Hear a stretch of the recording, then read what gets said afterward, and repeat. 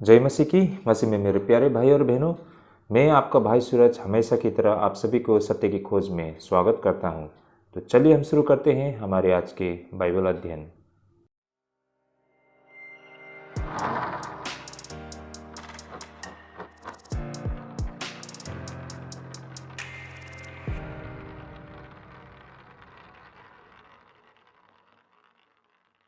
तो भाई और बहनों, एक बार फिर से स्वागत है हमारे सत्य की खोज में। चलिए हम शुरू करते हैं हमारे आज के बाइबल अध्ययन। तो भाई और बहनों, हमारा आज का जो पहला विषय रहेगा दुष्ट मिशनरी। वचन अध्ययन करने का रहेगा मत्ती रचित सुसमाचार 23 अध्याय 15 पद, gospel according to the Matthew chapter 23 verse 15। तो भाई और बहनों, ये काफ़ी रोचक विषय रहेगा, अंत तक बने रहिएगा। इसे हम बिल्कुल व्यवहारिक तरीके से अध्ययन करेंगे। और साथ ही भाई और बहनों, जब कभी भी हमारे वीडियोस देखते हैं अपने मन में ज़रूर प्रार्थना करें ताकि पवित्र आत्मा जब हमें प्रभुता करते हैं तो सही मायने में हम इन वचनों के अर्थ को हम समझ पाएंगे। और साथ ही भाई और बहनों, हमारे इस चैनल्स को सब्सक्राइब भी करें ताकि आप तक हमेशा सही समय पर नोटिफिकेशन पहुंच सके। तो चलिए भाई और बहनों, आज के बाइबल अध्ययन को हम शुरू करते हैं। सबसे पहले हम वचन को पढ़ लेते हैं। मत्ती रचित सुसमाचार 23 अध्याय 15 पद। आइए पहले हम वचन को पढ़ लेते हैं। हे कपटी शास्त्रियों और फरीसियों, तुम पर हाय, तुम एक जन को अपने मत में लाने के लिए सारे जल और थल में फिरते हो, और जब वह मत में आ जाता है तो उसे अपने से दूना नरकीय बना देते हो। तो ये था हमारा आज का वचन जिस पर आज हमें अध्ययन करने को है। भाई और बहनों, ये जो हमने आज वचन पढ़ा है वो मत्ती रचित सुसमाचार 23 अध्याय 15 पद से है। इसके पहले हमने जितने भी बाइबल अध्ययन की है वो हमारे प्लेलिस्ट से आपको मिल जाएगी। मेरा कहने का मतलब, मत्ती रचित सुसमाचार 23 अध्याय 14 पद तक हमने जो अध्ययन किया है हमारे प्लेलिस्ट में आपको मिल जाएगी। लेकिन आज हम जो 15 पद से अध्ययन कर रहे हैं, कह सकते हैं ये एक प्रकार से कंटिन्यूएशन है। इससे पहले प्रभु यीशु मसीह ने इन शास्त्रियों और फरीसियों को उनके काले कारनामे उसकी उजागर की थी। भाई और बहनों, इससे पहले शास्त्रियों और फरीसियों का जो असली चेहरा, उनका जो असलियत कभी भी इस तरह से उजागर नहीं किया गया था जिस तरीके से प्रभु यीशु मसीह ने इनकी असलियत को उजागर की थी। तो इसी सिलसिले में यहाँ पर आज का जो अध्ययन होगा वो भी उसी प्रकार रहेगा, क्योंकि इससे पहले जो बाइबल अध्ययन था वहाँ पर आपको दिखाई देता है कि किस तरह प्रभु यीशु मसीह ने इनकी उजागर की थी, इनकी भ्रष्टता का। आज इसी का ये कंटिन्यूएशन है भाई और बहनों। तो जैसे कि हम यहाँ पर इन वचनों में भी देख सकते हैं, मत्ती 23:15 में प्रभु यीशु मसीह ने क्या कहते हैं, हे कपटी शास्त्रियों और फरीसियों, तुम पर हाय, ऐसा कहा गया है ना। हे कपटी शास्त्रियों फरीसियों, तुम पर हाय। तो ये प्रभु का उन पर एक क्रोध है ना, और उन पर मतलब उन्हें लेकर प्रभु यीशु मसीह दुखी भी है और क्रोधित भी है। तो यही कारण यहाँ पर प्रभु यीशु मसीह बोलते हैं कि हे कपटी शास्त्रियों और फरीसियों, तुम पर हाय। उन्हें कपटी कहा गया है ना, हिपोक्रेट, जो अपने असलियत को ना मुखौटे लगाकर उसे ढक लेते हैं, है ना, जो उनके असलियत को मुखौटे लगाकर ढक लेते हैं और उनके असलियत को छिपाने के लिए कोशिश करते हैं। जो वास्तव में वे जैसे हैं उसे वो बाहर दिखाना नहीं चाहते हैं। ऐसे लोगों को कपटी कहा गया है ना, हिपोक्रेट। तो प्रभु यीशु मसीह ने कहते हैं कि हे कपटी शास्त्रियों और फरीसियों, तुम पर हाय, तुम एक जन को अपने मत में लाने के लिए सारे जल और थल में फिरते हो। तो यहाँ पर आज जो हमारा चर्चा करने का रहेगा कि प्रभु यीशु मसीह ऐसा क्यों कहते हैं कि किसी को मत में लाने के लिए। अब किस तरह की ये मत है ना, और किसे अपने मत में लाने के विषय में प्रभु यीशु मसीह कह रहे हैं, है ना। तो भाई और बहनों, हम यहाँ पर देख पाते हैं कि ये शास्त्री और फरीसी लोगों को अपने मत में लाने के लिए दूर दूर सफ़र करते थे, है ना। बेशक उस ज़माने में वे लोग कहीं दूर उनको अगर सफ़र करना होता तो वो जल के मार्ग से होकर ही वो सफ़र किया करते थे ना, समंदर के रास्ते से होकर वो दूर दूर सफ़र किया करते थे, क्योंकि उस ज़माने में सबसे फास्टेस्ट, है ना, बहुत ही तेज़ तरीके से किसी दूर स्थान में पहुंचने का एक जरिया समंदर से होकर होती थी। तो यही कारण है कि वे लोग जल थल ना, मतलब ज़मीन से हो या समंदर से होकर दूर दूर सफ़र करके वहाँ तक लोगों तक पहुँचते थे। और इस तरह से वे लोग लोगों को अपने मत में लाने के लिए बेहद मतलब बहुत संघर्ष किया करते थे, बहुत मेहनत किया करते थे। तो यही कारण आपने विषय भी समझ गए होंगे, जैसे हमने कहा था कि एक दुष्ट मिशनरी। तो अगर हम यहाँ पर देखते हैं तो इन्हीं शास्त्री और फरीसियों के विषय में कहा गया है कि ये लोग एक दुष्ट मिशनरी थे। वे लोग अपने मत में लाने के लिए बहुत बहुत दूर, है ना, जल थल से होकर सफ़र करते थे और लोगों को अपने मत में लेके आते थे।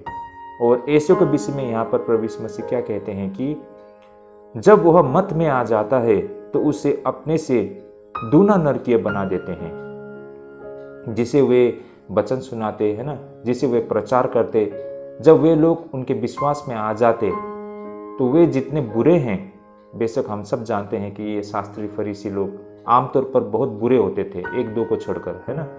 तो ये बहुत बुरे होते थे, ये लोग कपटी थे। तो जो लोग उनके मत में आ जाते या फिर उनसे जुड़ जाते, वे भी उन्हीं की तरह हो जाते। तो कहा गया है ना यहाँ पर प्रभु यीशु मसीह उससे अपने से दूना नरकीय बना देते हो। तो ये जो काम कर रहे थे, ये लोग दुष्ट मिशनरी थे। वो मिशन का काम तो कर रहे थे, वो मिशन पे निकले थे, है ना, लेकिन किस तरह की मिशन?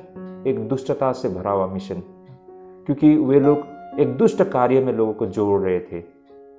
तो भाई और बहनों, इसके गहराई को, इसके पृष्ठभूमि को आज हम अध्ययन करेंगे। हम समझने के लिए कोशिश करेंगे कि वास्तव में अपने मत में लाने का मतलब और कौन लोग थे उनके मत में जुड़ रहे थे, है ना, उनका उद्देश्य, उनका मकसद क्या था।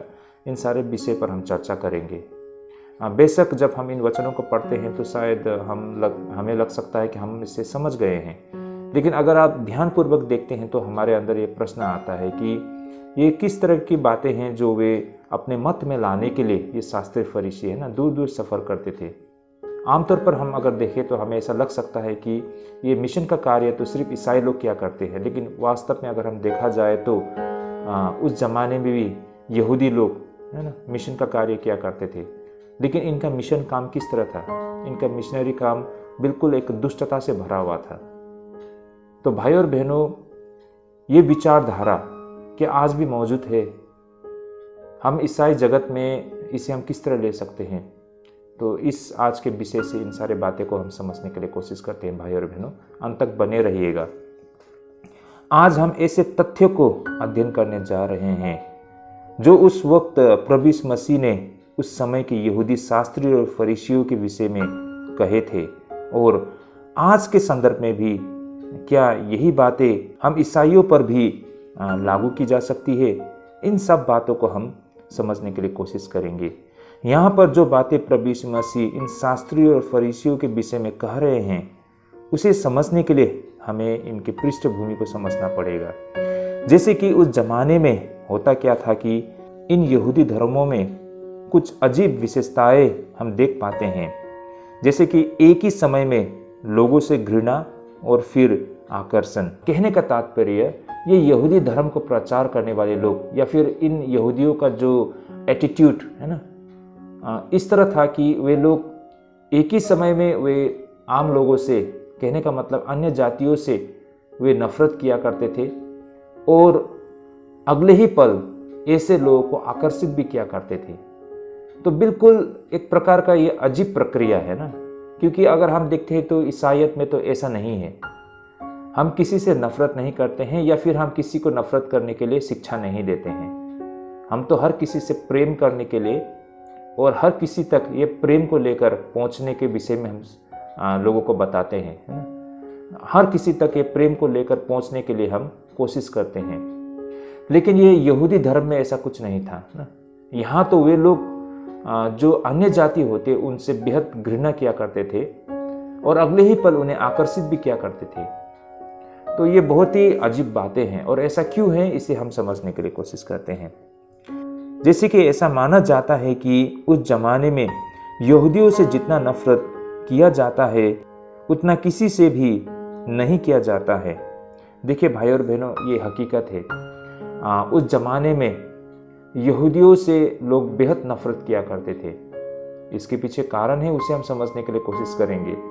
इनफैक्ट आज के डेट में भी अगर हम आज इज़राइल को देखते हैं तो इज़राइल के चारों ओर के जो देश है, सारे लोग इज़राइलियों से बेहद नफरत किया करते हैं।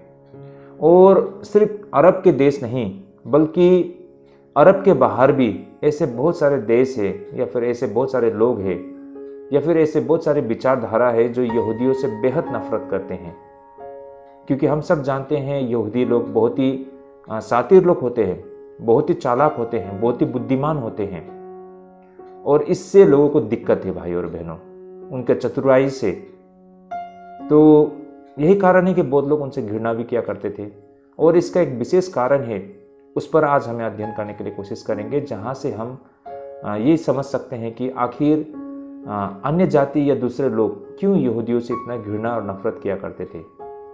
तो इस तरह से हम यहाँ पर ये कहना चाहते हैं कि उस जमाने में यहूदी ऐसी जाति थी जिससे दूसरे समुदाय के लोग, दूसरे धर्म के लोग या दूसरे जाति के लोग बेहद नफरत किया करते थे।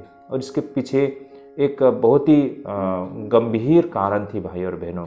जैसे कि इसे हम इस तरह समझ सकते हैं, और लोगों का यहूदी जाति से नफरत करने का विशेष कारण उनका अलगाववाद और अन्य राष्ट्र के प्रति उनकी अवमानना थी, जिस वजह से उन्हें शत्रु बना दिया था।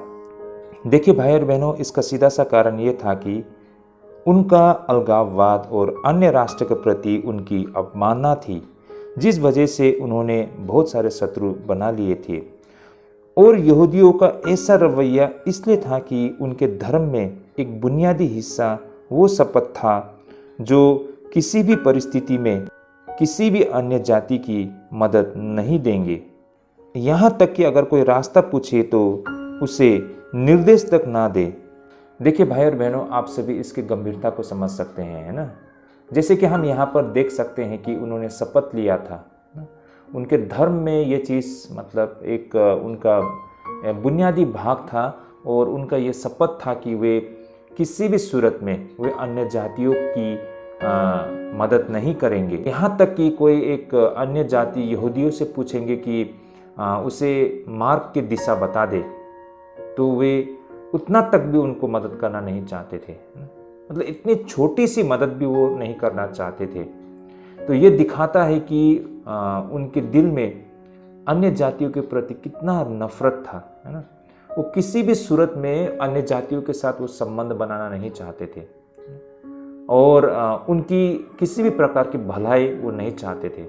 इनफैक्ट उनका तो मानना था कि अन्य जाति तो नरक के आग के लिए मतलब एक लकड़ी का काम करेगा। मतलब अन्य जातियों से इतना नफरत किया करते थे वे लोग। तो यही कारण है कि अगर यहूदियों का ऐसा रवैया हो तो ये स्वाभाविक है कि दूसरे अन्य जाति लोग या दूसरे राष्ट्र के लोग वे भी उनसे उतना ही नफरत करेंगे। तो यही कारण है भाई और बहनों, उस जमाने में अन्य जाति या फिर दूसरे राष्ट्र के लोग यहूदियों से बेहद नफरत किया करते थे।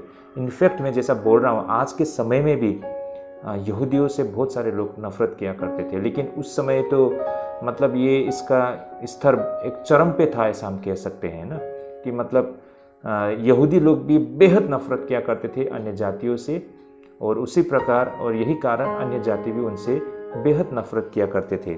भाई और बहनों, इन सब के अलावा अन्य जातियों की नज़रों में सब्बत का पालन करना आलस को दर्शाती है।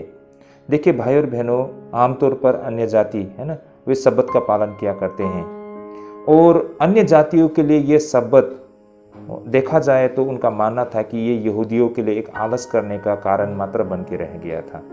और इन सब के अलावा अगर हम देखा जाए तो यहूदी सूअर के साथ ना, या सूअर के मांस के साथ बेहद वो मतलब घृणा करते थे। तो सूअर के मांस को इनकार करना उनका मजाक बनने का भी एक कारण बन गया था। तो इस तरह प्राचीन काल में यहूदी विरोधी एक वास्तविक और सार्वभौमिक विषय बन गई थी, है ना भाई और बहनों। ये एक बहुत ही कॉमन मतलब इशू, मतलब दुनिया में तो सिर्फ एक यहूदी जाति या फिर यहूदी धर्म मात्रा नहीं थे ना, उस वक्त भी बहुत सारे ऐसे अन्य दूसरे जाति भी थे, है ना। जो अन्य जातियों में से आती थी। बहुत सारे ऐसे अन्य जाति, बहुत सारे ऐसे राष्ट्र थे, बहुत सारे ऐसे धर्म थे, ऐसा कहा जा सकता है। तो यही कारण है कि बाकी लोग तो आपस में उनका संबंध था, है ना, और एक दूसरे को काफ़ी हद तक वो एक्सेप्ट भी कर लेते। लेकिन इजरायली लोग या फिर यहूदी धर्म किसी भी दूसरे जाति उनके साथ वे मतलब उनका कोई सीधा संबंध नहीं था। इनफैक्ट यहूदी लोग बेहद नफरत किया करते थे, और यही कारण है कि दूसरे लोग भी यहूदी जाति के साथ बेहद नफरत किया करते थे। तो इस तरह से यहूदियों को विरोध करना एक सामान्य प्रक्रिया, एक सामान्य सोच और एक सामान्य विचारधारा उस वक्त अन्य जातियों में हमें दिखाई देती थी। लेकिन फिर भी यह एक आकर्षण था भाई और बहनों। ऐसा क्यों है, हम इसे आपके समक्ष रखना चाहेंगे। देखिए भाई और बहनों, एक ही परमेश्वर का विचार एक ऐसी दुनिया के लिए एक अद्भुत चीज के रूप में आया था भाई और बहनों। हम ऐसा क्यों कह रहे हैं भाई और बहनों? इसे हमें समझने के लिए इन बातों को समझना पड़ेगा कि एक ही परमेश्वर का विचार एक ऐसी दुनिया के लिए एक अद्भुत चीज के रूप में आया था जो कई देवताओं में विश्वास किया करते थे।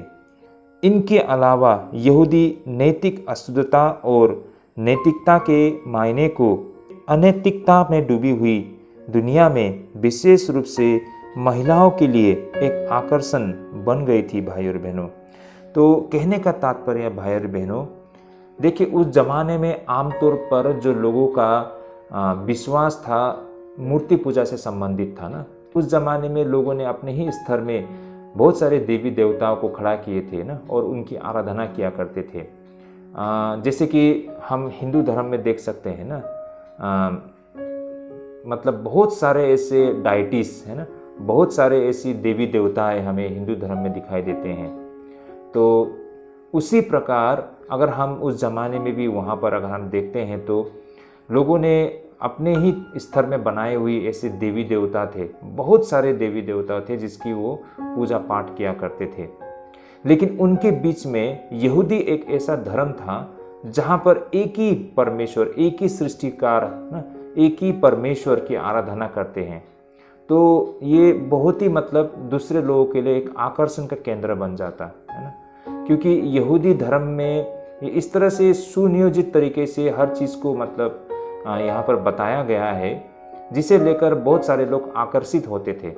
और इसमें से अन्य जाति लोग ना विशेष करके वे बहुत आकर्षित होते थे, क्योंकि वे लोग तो ऐसे देवी देवताओं को पूजते थे जिसका कोई वास्तव में अस्तित्व ही नहीं है, और इतनी सारी संख्या में है कि मतलब अंत में जाके उसके कोई मायने नहीं बनते हैं। लेकिन उन्हीं के बीच में से यहूदी ऐसे परमेश्वर की आराधना कर रहे थे, यहोवा परमेश्वर है ना। तो इसे लेकर वे लोग बहुत आकर्षित थे। और इनके अलावा जो यहूदी नैतिकता की शिक्षा दिया करते थे, ये भी विशेष करके अन्य जाति महिलाओं को बहुत ही आकर्षित किया करते थे, क्योंकि उस जमाने में जो शिक्षा यहूदी दिया करते थे, इस तरह की शिक्षा कोई भी धर्म नहीं दिया करते थे, है ना। उनमें इसकी कोई समझ ही नहीं थी। मात्र मूसा द्वारा दी गई वो जो व्यवस्था और शिक्षा, उसका स्तर काफ़ी ऊंचा था उस जमाने में। और यही कारण है कि इन सारी शिक्षाओं को लेकर ना जो अन्य जाति महिला थे, वे लोग बहुत ही आकर्षित होते थे। तो यहाँ पर यहूदियों को एक नज़रों में लोग बेहद नफरत किया करते थे, लेकिन वे जिस परमेश्वर की आराधना करते थे और जो शिक्षा उन्हें दी जाती थी, इन्हें लेकर वही अन्य जाति बहुत आकर्षित भी होते थे भाई और बहनों। तो इन बातों को हमें यहाँ पर समझना होगा। अंततः इसका परिणाम ये हुआ कि बहुत से लोग यहूदी धर्म की ओर आकर्षित हुए। उनका आकर्षण दो स्तरों पर था। जैसे कि ऐसे लोग थे जिन्हें परमेश्वर का भय मानने वाले कहा जाता था। ऐसे लोगों ने एक परमेश्वर की अवधारणा को स्वीकार भी कर लिया था और साथ ही यहूदी नैतिक व्यवस्था को भी स्वीकार कर लिया था। लेकिन ऐसे लोगों ने विधि व्यवस्था में भाग नहीं लिया था और उनका खतना भी नहीं की गई थी। ऐसे लोग बड़ी संख्या में मौजूद थे और उन्हें हर आराधनालय में वचनों को सुनते और आराधना करते हुए दिखाई पड़ती थी। तो भाई और बहनों, यही वे लोग थे जिसे अपने मत में लाने के लिए ये यहूदी दूर दूर तक सफ़र किया करते थे। तो भाई और बहनों, यहाँ पर इन बातों को आप लोग समझ पा रहे हो या फिर इसे रिलेट कर पा रहे हो, मैं विश्वास करता हूँ। भाई और बहनों, ये जिसे वे लोग अपने मत में लाना चाहते थे वे और कोई नहीं बल्कि वे ऐसे अन्य जाति लोग थे। बेशक वे अन्य जाति थे, लेकिन वे लोग यहूदी धर्म और उनकी नैतिक शिक्षा के प्रति बिल्कुल आकर्षित थे और ऐसे लोग सही मायने में परमेश्वर का भय भी माना करते थे, है ना। बेशक वे अन्य जाति थे, लेकिन वे जीवित परमेश्वर का भय भी मानते थे, क्योंकि उन्होंने जो सीखा और समझा उससे जो ज्ञान प्राप्त की और उन्हें परमेश्वर के विषय में जो समझ प्राप्त की, उसे लेकर वे परमेश्वर के बारे में थोड़ा बहुत जान चुके थे और परमेश्वर को लेकर बहुत भयभीत थे। वो बहुत आदर सम्मान दिया करते थे। बेशक वे लोग अन्य जाति थे और ऐसे लोगों ने एक परमेश्वर की अवधारणा को भी स्वीकार कर लिया था और साथ ही यहूदी नैतिक व्यवस्था को भी स्वीकार कर चुके थे। लेकिन भाई और बहनों, इसमें एक बहुत ही महत्वपूर्ण बात यह थी कि इन लोगों ने विधि व्यवस्था में भाग नहीं लिया था और उनका खतना भी नहीं किया गया था। तो सीधे तौर पर उसे हम यहूदी नहीं कह सकते थे, क्योंकि उन्होंने अब तक खतना नहीं की थी और ऐसे लोग बड़ी संख्या में मौजूद थे, ऐसा माना जाता है। उन्हें आपको हर आराधनालय में दिखाई देते हैं। वे लोग वचनों को सुनते हुए और परमेश्वर की आराधना करते हुए दिखाई पड़ते हैं। अब ऐसे लोगों को मतलब आधिकारिक रूप से ना ऑफिशियली इनको यहूदी मत में जोड़ने के लिए जो प्रक्रिया होती थी उससे गुजरना होता था। तो इस कार्य को करने के लिए वे लोग बहुत जोर तोड़ लगाते थे। ये फरीसी दूर दूर तक सफ़र किया करते थे, है ना, और उन्हें समझा बुझाकर जो ऐसे लोग जो सचमुच दिल से परमेश्वर की आराधना करते हैं, परमेश्वर के भय मानते हैं, तो उन्हें अपने मत में लाने के लिए बहुत संघर्ष किया करते थे ये शास्त्री फरीसी। तो ये लोग एक मिशनरी थे उन ऐसे अन्य जाति लोगों के लिए जो यहूदी मत में आने के लिए तैयार होते थे, है ना। लेकिन जब ये यहूदी उन्हें अपने मत में लेके आते तो उन्हें भी अपने जैसा 2 गुना नरकीय बना देते।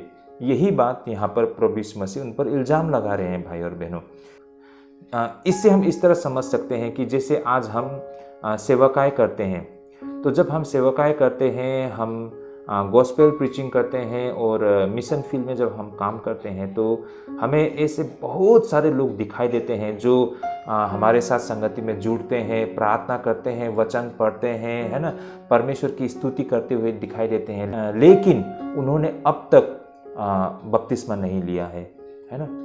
और जो कलीसिया का जो विधि विधान होते हैं उसमें ऑफिशियली उन लोग ने भाग नहीं लिया है। जैसे कि प्रभु भोज उन्होंने अब तक प्रभु भोज नहीं लिया है, उन्होंने बपतिस्मा नहीं लिया है, लेकिन फिर भी वो हर एक सेवकाई में वो आते हैं, वो हमारे संगति में जुड़ते हैं, वो प्रार्थना करते हैं, वो वचन सुनते हैं, परमेश्वर की आराधना करते हैं। इनफैक्ट वो खुद दूसरों को भी मतलब परमेश्वर के विषय में बताते हैं। तो एक नज़रों से देखें तो वे लोग बहुत अच्छा विश्वासी है ना, लेकिन उन्होंने ऑफिशियली अब तक बपतिस्मा नहीं लिया है, प्रभु भोज नहीं लिया है। और सही मायने में उसे हम दुनिया के नज़रों में देखें तो हम उसे एक ईसाई भी नहीं मान सकते हैं। तो उसी प्रकार, बिल्कुल उसी प्रकार यहाँ पर उस जमाने में भी बहुत सारे अन्य जाति थे जो आराधनालय में आते थे, है ना, और परमेश्वर की आराधना में भाग लिया करते थे, वो वचन सुनते थे, है ना, वो सारे व्यवस्थाओं को भी वो मानते थे, लेकिन उन्होंने अब तक कोई खतना नहीं किया था, है ना। तो और इस कारण जो यहूदियों का जो विधि विधान होते हैं उन सब में भी वो भाग नहीं ले रहे थे। तो सही मायने में उससे हम ऑफिशियली यहूदी नहीं कह सकते थे। तो उन्हें और ऐसे लोगों को ही अपने मत में लाने के लिए ये जो यहूदी फरीसी होते थे या सदुकी होते थे, ये शास्त्री लोग होते थे, वे दूर दूर तक मतलब सफ़र किया करते थे। तो ऐसे लोगों के विषय में ही यहाँ पर प्रभु यीशु मसीह ये कह रहे हैं कि हे कपटी शास्त्रियों फरीसियों, तुम पर हाय, तुम एक जन को अपने मत में लाने के लिए सारे जल और थल में फिरते हो, और जब वह मत में आ जाता है तो उसे अपने से दूना नरकीय बना देते हो। तो आप सभी इन बातों को आप समझ पा रहे होंगे भाई और बहनों। तो इसी प्रकार भाई और बहनों, ऐसे लोगों को लेकर हम ये भी देख पाते हैं कि ये वही क्षेत्र था जहाँ पर वास्तव में पौलुस को सुसमाचार प्रचार करने का अपना सबसे उपयोगी अवसर भी उन्हें मिला था।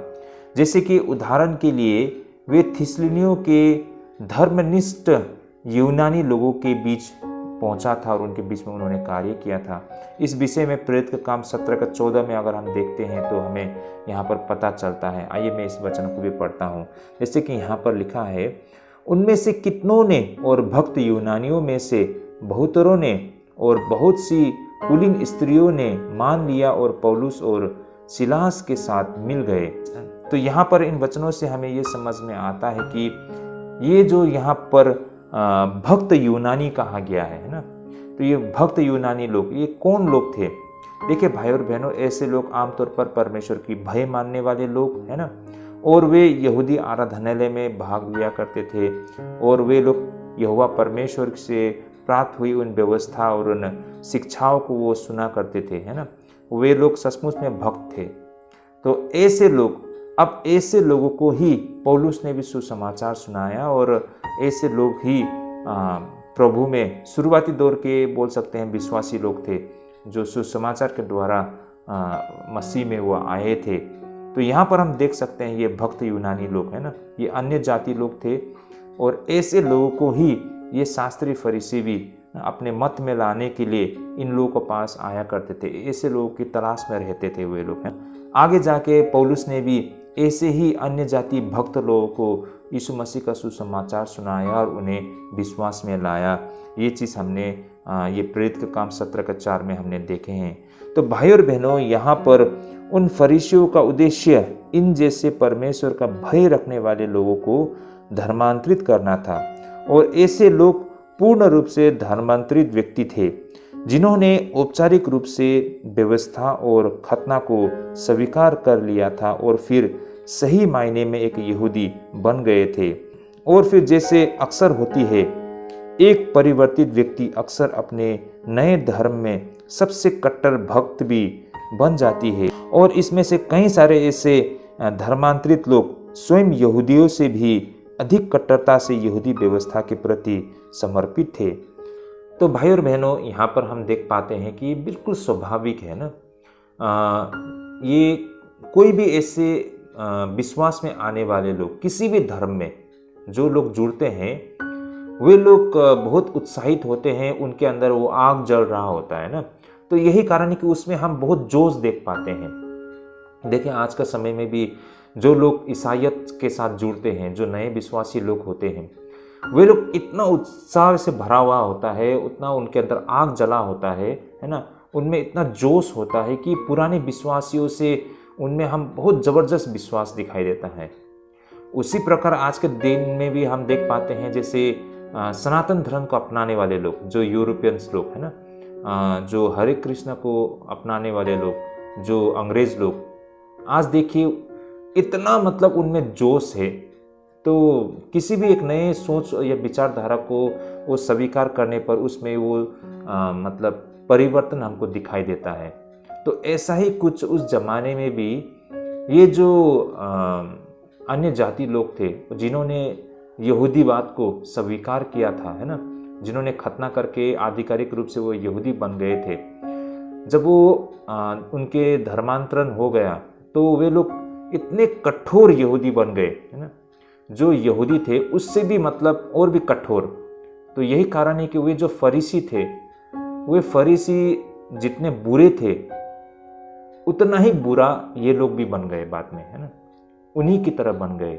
तो यही बातों को यहाँ पर प्रभु यीशु मसीह कह रहे थे भाई और बहनों। तो यहाँ तक जो प्रभु यीशु मसीह कह रहे थे, इस विषय में इसके जो पृष्ठभूमि को हम अब तक आपके समक्ष रख रहे थे। अब हम आज के विषय के मुख्य बिंदु पर ध्यान केंद्रित करना चाहेंगे।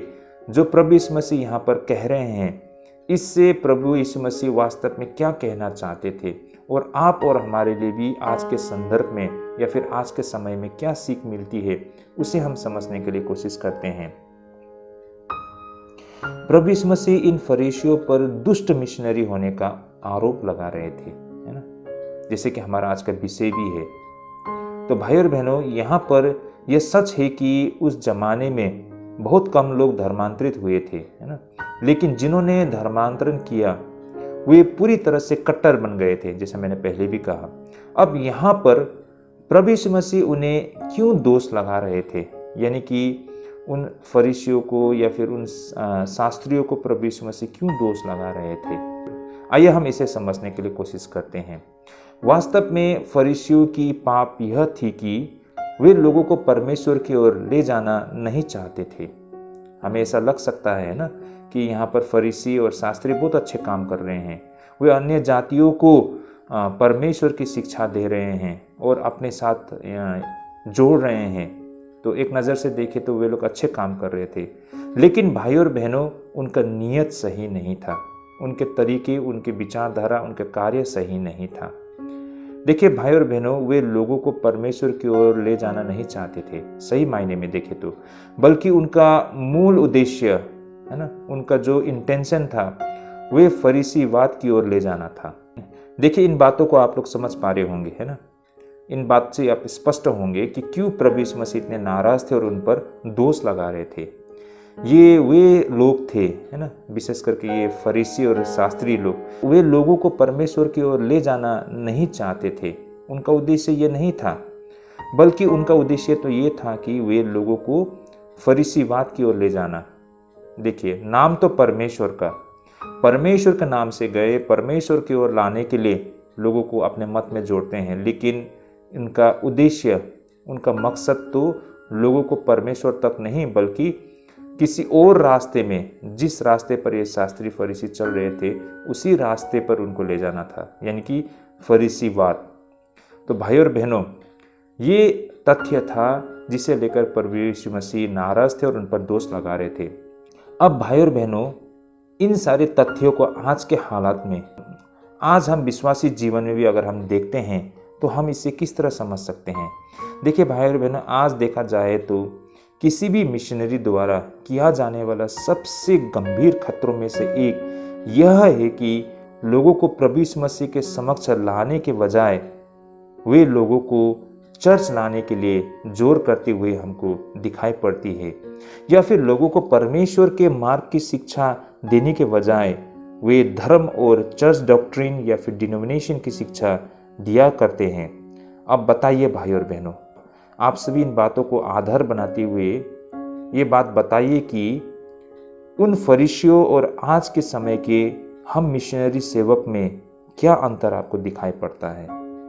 जिस तरह से उस जमाने में फरीसी लोग परमेश्वर का नाम से लोगों तक वो वचन लेके पहुंचते, वो शिक्षा लेके पहुंचते हैं, और उन शिक्षा और उन वचन को और यहोवा परमेश्वर का नाम से लोगों को परमेश्वर के निकट लाना उनका उद्देश्य नहीं था अल्टीमेटली, बल्कि उनका मुख्य उद्देश्य तो उनको भी उन्हीं की तरह बना लेना, यानी कि फरीसीवाद की ओर ले जाना था। और एग्जैक्टली आज भी हम यही कुछ, ऐसा ही कुछ हमारे बीच में होते हुए दिखाई पड़ता है। आज हम ऐसे बहुत सारे मिशनरी हैं जिनका काम था कि लोगों को यीशु मसीह के समक्ष लाना, लेकिन इसके बदले में वो क्या करते हैं कि लोगों को वो आज कलीसिया से जोड़ना चाहते हैं। उनका उद्देश्य मात्र यही रह गया कि लोगों को कलीसिया से जोड़ना, मतलब ईसाई संख्या बनाना, है ना, या फिर ये दिखाना कि उसने अपना दायित्व निभाया है और कितने लोगों को उसने ईसाई बना लिया है। ये उनका उद्देश्य बनता है ना। लोगों को परमेश्वर के मार्ग की शिक्षा देने के बजाय धर्म के शिक्षा, चर्च डिनोमिनेशन, डॉक्ट्रिन्स की शिक्षा दिया कर रहे हैं ना। वो लोगों को यही बताते हैं कि वास्तव में डॉक्ट्रिन ये है ना, और ये डिनोमिनेशन सही है, ये चर्च सही है, आपको इसी चर्च में मात्र जाना है, इसी डॉक्ट्रिन को सुनना है, इसी डिनोमिनेशन को आपको पालन करना है। तो इस तरह से वो शिक्षा दे रहे हैं। तो चाहिए था कि उसे यीशु मसीह के विषय में प्रचार करे, उस उद्धार के विषय में प्रचार करे, और उन्हें चाहिए था कि यीशु मसीह तक लोगों को लाए, लेकिन उसका उद्देश्य तो लोगों को सिर्फ चर्च तक लाना था। भाई और बहनों, अब बताइए भाई और बहनों ना, इन्हीं बातों को आधार करके बताइए कि उनमें, मेरा कहने का मतलब उन फरीसियों में और आज के हम मिशन वर्कर्स के बीच में हमें क्या अंतर दिखाई देता है। यह बेहद गंभीर विषय हैं भाई और बहनों। हाँ, ये बात सत्य है कि मैं सारे लोगों को जनरलाइज नहीं कर रहा हूँ ना, मतलब मैं सारे लोगों को विषय में ये नहीं बोल रहा हूँ, मैं सारे मिशन वर्कर्स जो परमेश्वर के सेवक उनके विषय में नहीं बोल रहा हूँ। लेकिन आज ऐसे बहुत सारे लोग हैं जिसे आमतौर पर हमें दिखाई देती है। आज बहुत सारे लोगों की सोच इन्हीं फरीसियों की तरह हो गए हैं जिसे प्रभु यीशु मसीह उस समय दोष लगा रहे थे। भाई और बहनों, आज हमारे लिए परमेश्वर के संगति से बढ़कर हमारे लिए चर्च डिनोमिनेशन बन गई है। आज हमारे लिए परमेश्वर के मार्ग से बढ़कर हमारे लिए चर्च के सिद्धांत, डॉक्ट्रिन, नियम और कानून बन गए हैं। फरीसीवाद आज भी जीवित है भाई और बहनों। बेशक आज फरीसी नहीं है, लेकिन फरीसियों की जो सोच है, जो विचारधारा है, वो आज हमारे बीच में भी मौजूद है। हम में से बहुत सारे मिशन वर्कर उन्हीं फरीसियों की तरफ बन चुके हैं। जिस तरह वे फरीसी अपने मत में लाने के लिए जल थल से होकर वहां तक पहुंचते थे और उनको अपने साथ जोड़ लेते थे, अपने से 2 गुना नरकीय बना लेते, उसी प्रकार आज हमारे बहुत सारे मिशन वर्कर्स लोग भी लोगों को ईसाइयत में लाने का उनका मूल उद्देश्य होता है ना। और उनका उद्देश्य होता है कि लोगों को मतलब कलीसिया के साथ जोड़ना और उनको ईसाइयत में धर्म परिवर्तन कराना, ना कि यीशु मसीह के उद्धार और यीशु मसीह की शिक्षा, यीशु मसीह के मार्ग को उनको बताना। उनका उद्देश्य तो सिर्फ लोगों को ईसाई बनाना और ईसाइयत का संख्या बढ़ाना है ना, और मतलब अपना जो टारगेट है उसे पूरा करना। भाई और बहनों, ये बहुत ही गंभीर विषय है। वे जिस तरह फरीसी अपने मत में लाने के लिए है ना बेहद संघर्ष करते, और जब वे अपने मत में आ जाते उनको भी अपने तरह 2 गुना नरकीय बना लेते, उसी प्रकार आज हमारे मिशनरीज लोग भी, बहुत सारे ऐसे मिशनरीज ना इस तरह की काम करते हैं। और जब वो व्यक्ति उनके मत में आ जाते हैं तो उसका जो सोच है उसी सोच को उसके दिमाग में भी डाल देते हैं। तो भाई और बहन, इस तरह से हम सही मायने में परमेश्वर की सेवा करने वाले भक्त को कैसे प्राप्त कर पाएंगे, है ना? यह संभव है। तो ये बात आज के कॉन्टेक्स्ट में भी हम इस तरह देख सकते हैं। अंततः भाई और बहनों, विधर्मों में सबसे बड़ा पापपूर्ण विश्वास यह है कि किसी भी चर्च का परमेश्वर या फिर उसकी शिक्षा और सच्चाई पर एकाधिकार रखना है, यानी कि मोनोपोली, है ना। ये बहुत ही गंभीर विषय हैं। बहुत सारे लोग आज चर्च उनके लिए या फिर उनका जो डॉक्ट्रिन, उनकी शिक्षा वही मात्र सही है ना, ये हो गया है। और इस तरह की सोच ये बहुत ही गंभीर विषय है ना। या फिर इनके अलावा ऐसा मानना कि उनके ही चर्च मात्र परमेश्वर के राज्य में प्रवेश करने का एकमात्र द्वार होने का दावा करता है।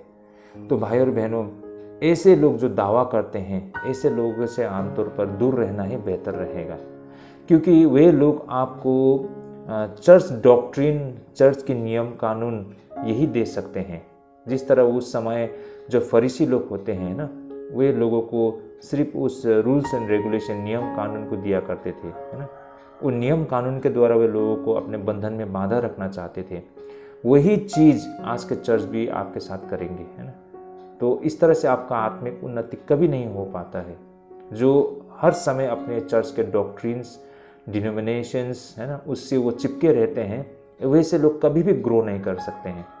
आत्मिक उन्नति उनके जीवन में हमें बिल्कुल नहीं दिखाई देता है। और ऐसे लोग ही होते हैं जो लोगों को गलत शिक्षा या फिर गलत मार्ग में ले जाने वाले लोग, है ना। और जिनका सोच ऐसा है, अगर उनके पीछे चलने वाले लोग भी वैसे ही बन जाते हैं। तो आज के कॉन्टेक्स्ट में भी हम इस तरह से ले सकते हैं। तो भाई और बहनों, ये था हमारा आज का पहला विषय। होपफुली इस विषय को हम समझ पाए हैं।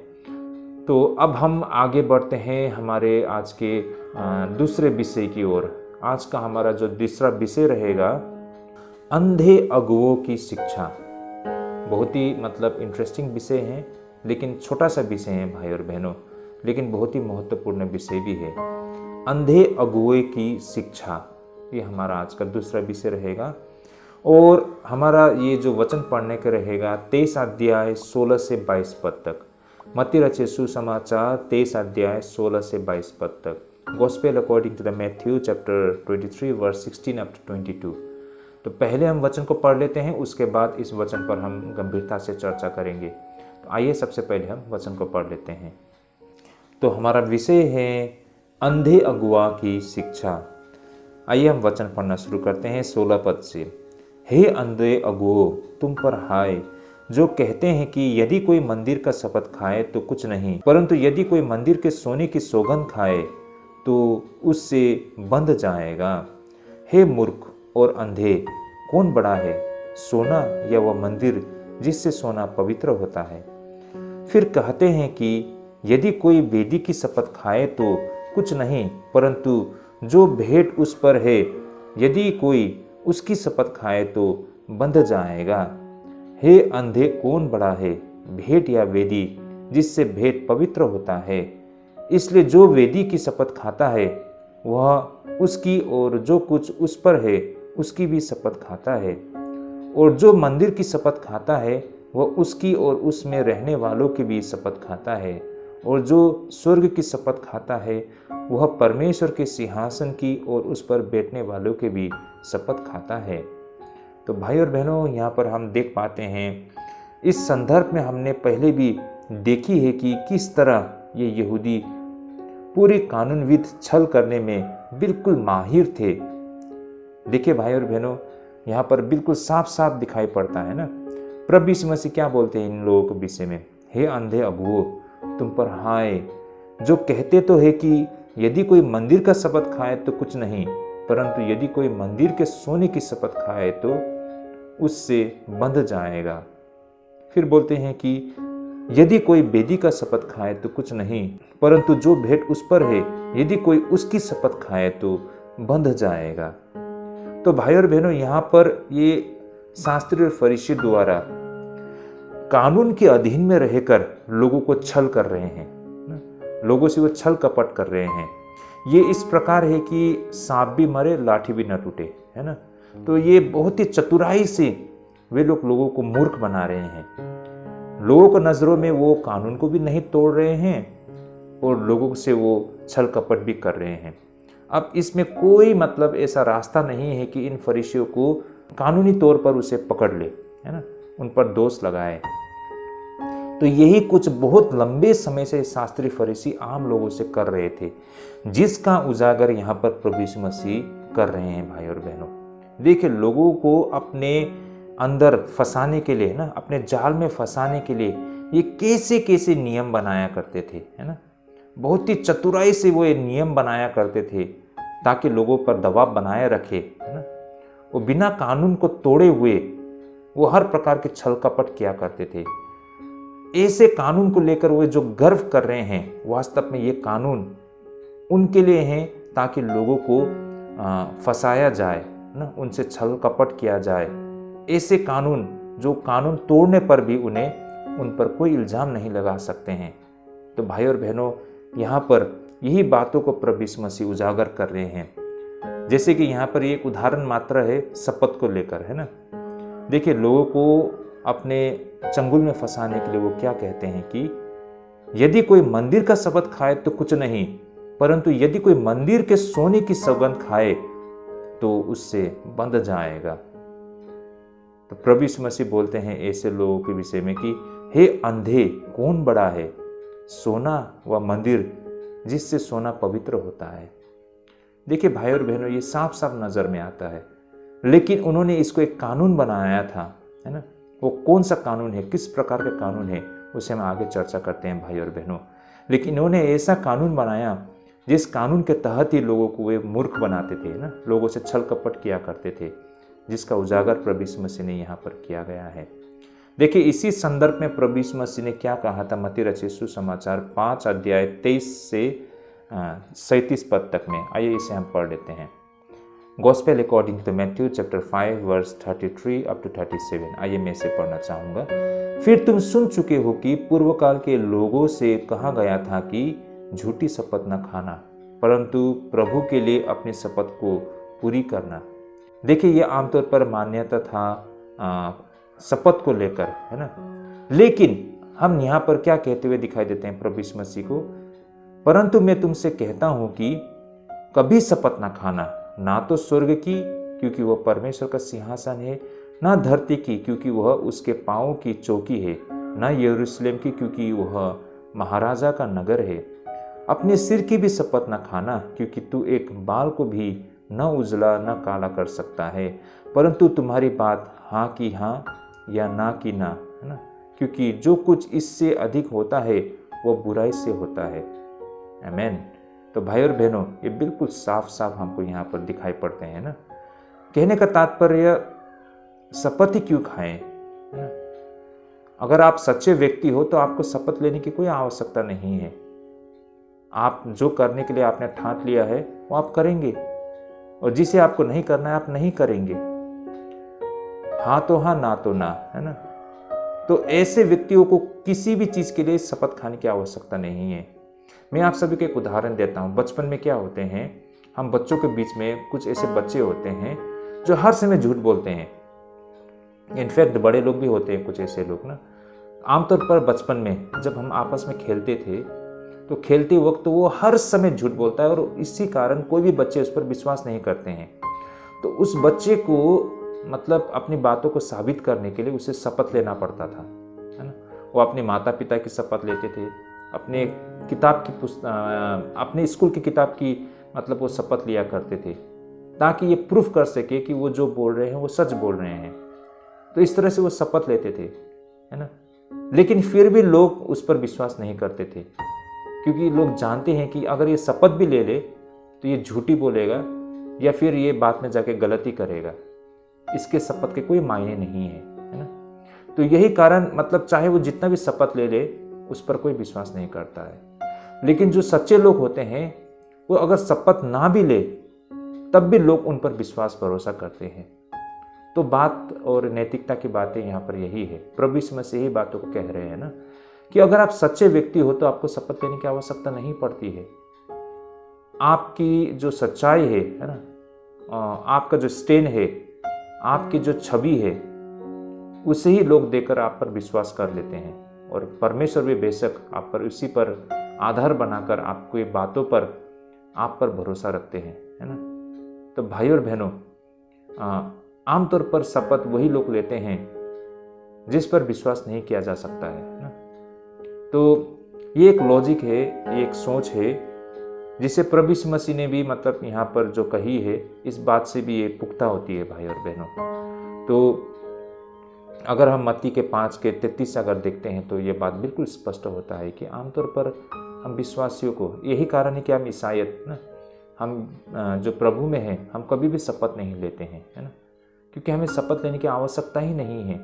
अगर हम भले इंसान हैं, अगर हम सच्चाई में हैं, तो हमें शपथ लेने की आवश्यकता नहीं पड़ती है। यहाँ पर भाई और बहनों, इन यहूदियों के छल करने का सामान्य तरीका या फिर इनके सिद्धांत ही कह लो, यह था कि यहूदियों के लिए शपथ पूरी तरह से बाध्यकारी थी, है ना। यहूदियों के लिए आमतौर पर शपथ बिल्कुल बाध्यकारी ना, बाउंड थे वो लोग। वंस वो लोग वो जो शपथ ले लेते ना, तो उस शपथ को मतलब किसी भी हालत में उसे पूरा करना है, वो बाध्य थे उसके लिए। मोटे तौर पर इसे हम इस तरह समझ सकते हैं जैसे कि एक बाध्यकारी शपथ वो शपथ थे जिसे निश्चित रूप से और बिना किसी समीकरण के परमेश्वर के नाम को नियोजित करती है। ऐसी शपथ को अवश्य पूरी की जानी चाहिए, चाहे इसके लिए कुछ भी कीमत क्यों ना अदा करना पड़े। इसके अलावा अन्य किसी भी शपथ को वैध रूप से तोड़ा जा सकता है। तो कहने का तात्पर्य, आमतौर उस जमाने में यहूदियों के लिए 2 प्रकार के शपथ होते थे। कुछ ऐसे शपथ जिसे आप मतलब कानूनी तौर पर ही उसे तोड़ सकते थे, है ना। अगर उस वादा को आप पूरा नहीं भी करते हैं तो कोई समस्या नहीं है। लेकिन अगर आप कुछ ऐसे शपथ हैं जिसे आप तोड़ते हैं तो आप समस्या में पड़ सकते हैं, यहूदी जो नियम कानून के तहत, है ना। देखिए, बाध्यकारी शपथ को लेकर समझ इस प्रकार थी, अगर उस शपथ के साथ परमेश्वर का नाम जुड़ा है तो फिर उस शपथ में परमेश्वर भी भागीदार है।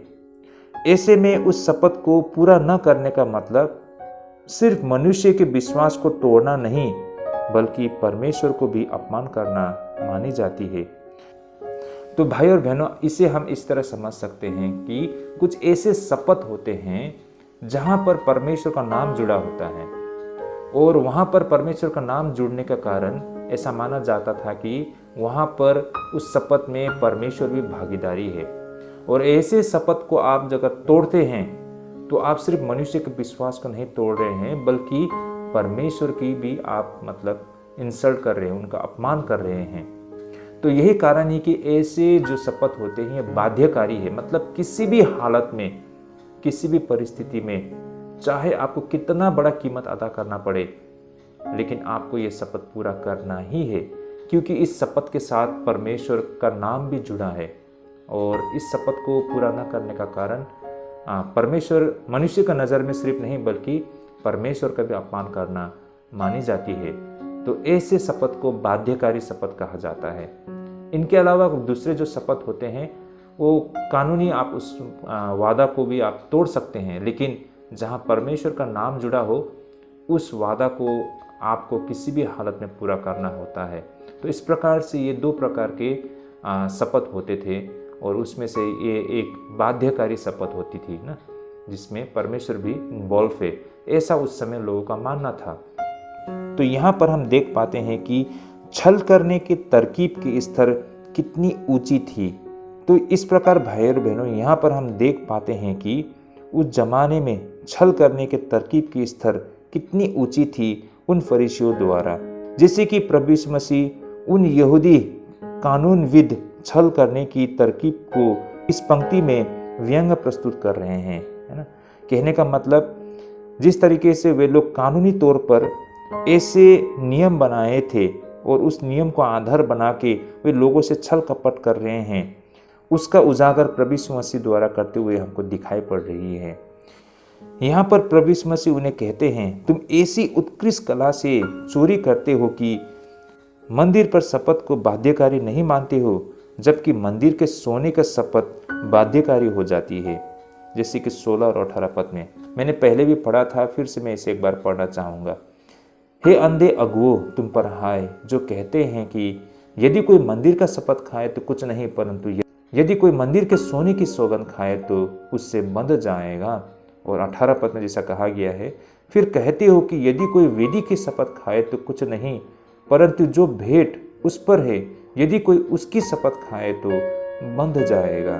तो इन वचनों में हमें प्रभु यीशु मसीह को ये कहते हुए दिखाई पड़ता है कि वे लोगों से बोल रहे हैं कि ये शास्त्री और फरीसी इतनी चालाकी से, इतनी चतुरता से वे लोग ने ऐसे ऐसे नियम बनाए, जिस नियम के द्वारा लोगों को मतलब बाध्यकारी बना दिया, है ना। इस तरह से लोगों को अपने जाल में फंसा ली। वास्तव में देखा जाए तो ये सारे बातें उन यहूदियों का एक यहूदी शाब्दिक विवरण थे, जो कि बिल्कुल बेतुका यहूदी तरीके थे एक झूठ को साबित करने के लिए। इस तरह यहाँ से जो विचार निकल के आता है वह यह है कि शपथ को इस तरह से यहूदी द्वारा छल के रूप में व्यवहार करना मौलिक धोखे से पैदा हुआ एक प्रक्रिया है। एक सच्चा धार्मिक व्यक्ति कभी भी जानबूझकर कोई वादा नहीं करता ताकि आगे जाके टाला जा सके या फिर खुद को बच निकलने का मार्ग तैयार करे, अगर यदि उसे अपना वादा निभाना कठोर लगे। तो भाई और बहनों, इसी बातों को मत्ती 5 अध्याय में प्रभु यीशु मसीह कह रहे हैं ना, कि मतलब सही मायने में अगर आप एक सच्चा विश्वासी व्यक्ति हो, है ना, और आपका रिपुटेशन अच्छा है ना, लोग आपको जानते हैं कि आप एक सच्चे व्यक्ति हो, तो आप जैसे लोगों को कभी भी एक वादा करने की आवश्यकता नहीं है। परमेश्वर हमारा हृदय देखता है ना, परमेश्वर देखते हैं कि आप सच्चा व्यक्ति हो, तो परमेश्वर आपकी प्रार्थना को सुनता है ना। तो भाई और बहनों, परमेश्वर को अपनी बात मनवाने के लिए हमें किसी भी चीज़ का मतलब परमेश्वर का आगे शपथ करने की आवश्यकता नहीं है ना। परमेश्वर को हम फुसलाने के लिए हमें कोशिश करने की आवश्यकता नहीं है। भाई और बहनों, अगर आप सच्चे व्यक्ति हो और तहे दिल से परमेश्वर से प्रार्थना करते हो, तो परमेश्वर आपकी प्रार्थना को सुनते हैं, है ना। अपनी बातों को मनवाने के लिए आप उससे शपथ लेते हैं या फिर किसी चीज़ का प्रॉमिस करते हैं, उसका कोई मायने नहीं है। भाई और बहनों, हम प्रभु को क्या दे सकते हैं, है ना। मैंने विश्वासियों के बीच में भी ऐसे बहुत सारे लोगों को देखा है ना, कि वो कहते हैं कि प्रभु अगर मेरा ये काम हो गया तो मैं ये कर दूंगा, ऐसा कर दूंगा। और जब वो काम हो भी जाता है तो वो करता भी है। जैसे कि कुछ लोग कहते हैं कि अगर मेरा ये काम अगर सफल हो जाए तो मैं ऑर्फन होम, है ना, अनाथालय में जाके मैं कुछ उनको सपोर्ट दूंगा, है ना। कुछ लोग बोलते हैं कि अगर मेरा ये काम हो गया है, अगर हो जाए तो मैं चर्च में इतना डोनेशन दूंगा। तो इस तरह से लोग प्रॉमिस करते हैं और कैसे कैसे करके उनका ये काम हो भी जाता है और वे उस वादा को पूरा भी करते हैं। उसके बाद उनका काम भी हो गया और वो परमेश्वर को भूल भी गया। भाई और बहन, इसका कोई मतलब नहीं है, है ना। अगर आप सच्चे विश्वासी हो तो परमेश्वर आपकी जरूरत को जानता है, आपकी प्रार्थना को सुनता है और पूरा करता है। इसके लिए आप परमेश्वर से किसी भी चीज की वादा करने की आवश्यकता नहीं है। सिर्फ आपको परमेश्वर का आगे समर्पण करना है, वही काफी है ना। परमेश्वर का हाथ में अपने आप को सौंपना है, अपना दिल परमेश्वर को देना है, वही काफी है भाई और बहनों। इसके लिए किसी प्रकार की वादा करने की आवश्यकता नहीं है। तो यही कारण एक सच्चा धार्मिक व्यक्ति कभी भी जानबूझकर कोई वादा नहीं करता ताकि आगे जाके टाला जा सके या फिर खुद को बच निकलने का मार्ग तैयार करे, अगर यदि उसे अपना वादा निभाना कठिन लगे। अंततः हमें ये समझना पड़ेगा कि परमेश्वर हमारे द्वारा बोले गए हर वो शब्द को सुनते हैं और फिर परमेश्वर हमारे दिलों के हर वो इरादों को भी देखते हैं। तो इस कारण हम ईसाइयों को इस तरह की वादा और फिर पूरा न कर पाने वाली किसी भी वादा से दूर रहना सही रहता है। छल करने की तरकीब दुनिया के लिए अनुकूल हो सकता है, लेकिन एक ईसाई मन की खुली ईमानदारी को कभी नहीं हो सकती है। भाई और बहनों, ये दुनिया की एक तरकीब है, एक तरीका है ना, कि लोगों को छल कपट करके अपने लिए फ़ायदा मतलब करे। लेकिन इन सारी चीज़ों से हम ईसाई बहुत दूर है भाई और बहनों। हमारा परमेश्वर पर विश्वास है और परमेश्वर हमारी ज़रूरत को पूरा करते हैं। हम किसी को फुसला के, है ना, हम अपने फ़ायदे नहीं निकाल सकते हैं, हम नहीं करते हैं ऐसे। तो ये बातों को हमें यहाँ पर समझे हैं। तो भाई और बहनों, हमारा विषय था अंधे अगुआ की शिक्षा। अब भाई और बहनों, ऐसे अंधे अगुआ जो होते हैं, जो वे शिक्षा देते हैं, ऐसे से भाई और बहनों दूर रहिए, है ना। अगर ऐसे लोगों के अगुवाई में आप चलेंगे तो आप भी उन्हीं की तरह मतलब अंधकार में फंसे रह जाएंगे, है ना। जिस तरह ये फरीसी लोग, है ना, लोगों से छल कपट करते थे अपने फायदे को मतलब लाने के लिए। आज हम इसे विश्वासियों के संदर्भ में देखें तो भाई और बहनों, इस तरह के फरीसियों के नियम आज के हम कलीसिया में भी दिखाई पड़ती है। आज लोग अपने फायदे के लिए ऐसे ऐसे काम करते हैं जो लोगों को एक तरीके से वो लोगों से छल कपट कर रहे हैं, लोगों की भावनाओं से खेल रहे हैं। हमें आज ये सारे चीज़ कलीसिया में होते हुए दिखाई पड़ते हैं, है ना। बहुत सारे लोग फेथ प्रॉमिस के नाम पे लोग बोलते हैं अपने सदस्यों के, कलीसिया के सदस्यों के साथ ना, कि आप कितना देने के लिए वादा करते हैं। साल के अंत में कलीसिया में आप कितना देना चाहते हैं, उसके विषय में आप कितना वादा करते हैं। वो व्यक्ति बोलता है कि मैं साल के अंत में इतना दे दूंगा, और इस तरह से अब उस व्यक्ति पर एक दबाव पड़ता है कि उसने जो वादा किया है उसको पूरा करना है ना। वो मेंटली वो सोचना शुरू कर लेता है कि मुझे देना ही है क्योंकि मैंने वादा किया है। ये प्रेशर उस पर पड़ता है। भाई और बहनों, आखिरकार आपको ये करने की जरूरत ही क्यों है? अगर आप सचमुच परमेश्वर से प्रेम करते हो तो आपको वादा करने की जरूरत नहीं है ना। आप जितना भी दे सकते हो, कभी भी आप परमेश्वर के लिए देने के लिए आप हमेशा तैयार हो, अगर आप सचमुच परमेश्वर से प्रेम करते हो। लेकिन भाई, यहाँ पर आप बात क्या है कि आप परमेश्वर से उतना प्रेम नहीं करते हो, लेकिन कलीसिया के नियम को पूरा करने के लिए आप वादा करते हो और उस वादा को पूरा करने के लिए वो रकम देते हो जिसे आपने दिल से नहीं दिया है। और लेने वाले ने भी ऐसी तरकीब बनाया है कि भले ही आप परमेश्वर में विश्वास ना करो, भले ही आप परमेश्वर के मार्ग में ना चलो, लेकिन आपसे लेना है, आपसे निकालना है। तो ये तरकीब बनाया है कि आप फेथ प्रॉमिस के नाम पर आप दे दो उसे।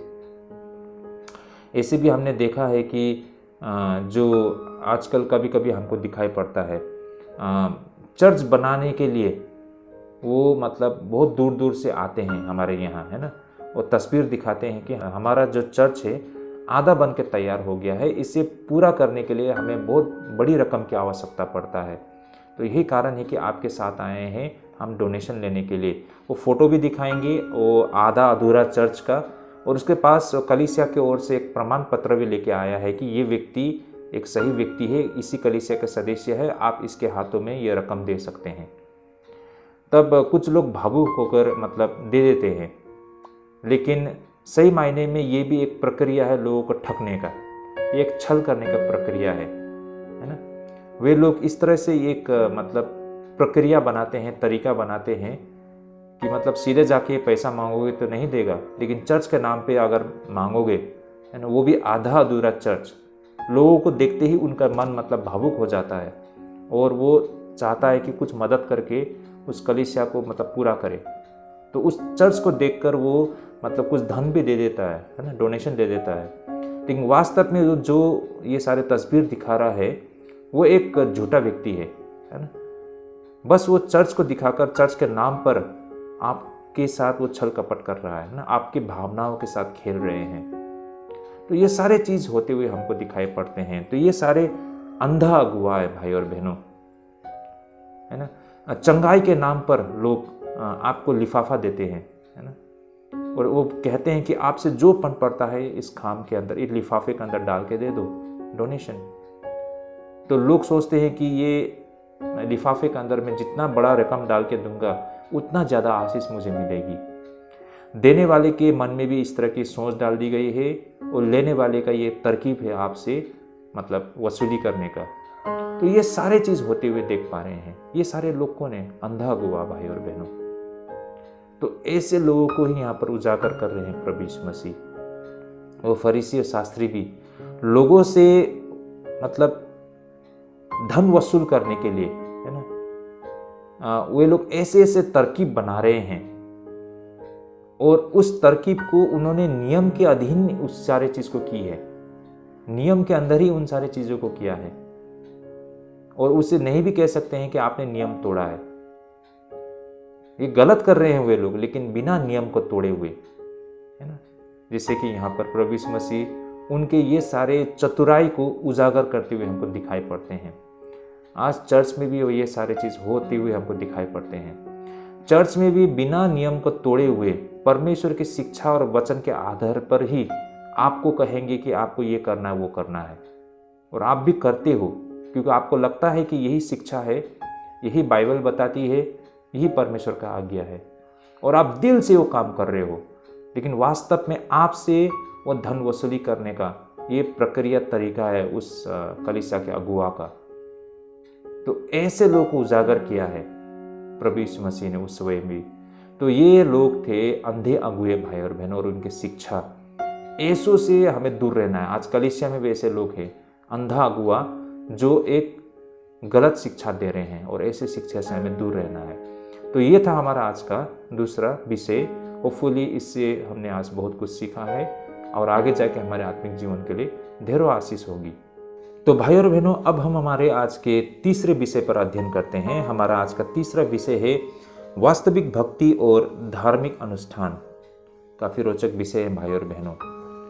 वास्तविक भक्ति किसे कहते हैं और धार्मिक अनुष्ठान किसे कहते हैं, इसे हम किस तरह फर्क करें, इसे हम किस तरह समझें, इसे प्रभु यीशु मसीह ने एक उदाहरण के द्वारा बताई है, जिसे आज हम समझने के लिए कोशिश करते हैं। तो आइए सबसे पहले हम वचन को पढ़ लेते हैं। मत्ती रचित सुसमाचार 23 अध्याय 23 और 24 पद। Gospel according to the Matthew chapter 23 verse 23 and 24। आइए पहले हम वचन को पढ़ लेते हैं। हे कपटी शास्त्री और फरीसियों, तुम पर हाय, तुम पुदीने और सौंफे और जीरे का 10वां अंश तो देते हो, परंतु तुमने व्यवस्था की गंभीर बातों को अर्थात न्याय और दया और विश्वास को छोड़ दिया है। चाहिए था कि इन्हें भी करते रहे और उन्हें भी न छोड़ते। हे अंधे अगुआ, तुम मच्छर को तो छान डालते हो परंतु ऊँट को निगल जाते हो। ओके, आमेन। तो फिर से एक बार यहाँ पर प्रभु यीशु मसीह ने उन शास्त्री फरीसियों को उजागर किया है ना, उनके असलियत को उजागर किया है। वो जिस तरह से व्यवहार करते हैं उसकी असलियत को सबके सामने उजागर करके रख दिया है। हमने जैसा बार बार कहा है कि बेशक उससे पहले लोगों को मतलब इतनी गहराई से उनके असलियत के विषय में पता नहीं थी, है ना। किसी ने उनके असलियत को उजागर नहीं किया था, लेकिन प्रभु यीशु मसीह ने उनके असलियत को उजागर करके रख दिया ना। तब से अब हम लोग खुल के इन फरीसियों के ये जो सोच विचार है ये कितनी दुष्ट है ना, कितना बुरा है, इसे हम समझ सकते हैं भाई और बहनों, और इसकी तुलना हम कर सकते हैं।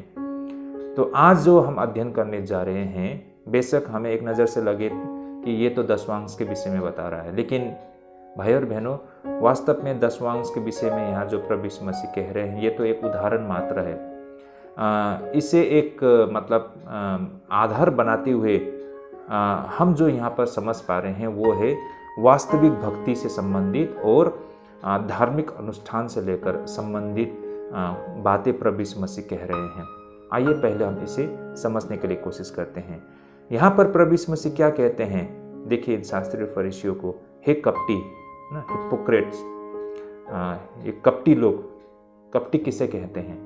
जो अपने असलियत को छिपाने के लिए मुखौटा पहनते हैं ना, जो वास्तव में वैसा नहीं है लेकिन वो दिखने के लिए कोशिश करता है, ऐसे लोगों को कपटी कहा जाता है ना, कि वो वास्तव में अंदर से वो धर्मी और पवित्र नहीं है लेकिन बाहर से वो धर्मी दिखाने के लिए कोशिश करते हैं। तो ये शास्त्रीय फरीसी भी ऐसे ही लोग थे। यही कारण प्रभु यीशु मसीह उन्हें कहते हैं कि कपटी, हे कपटी शास्त्रीय फरीसियों, तुम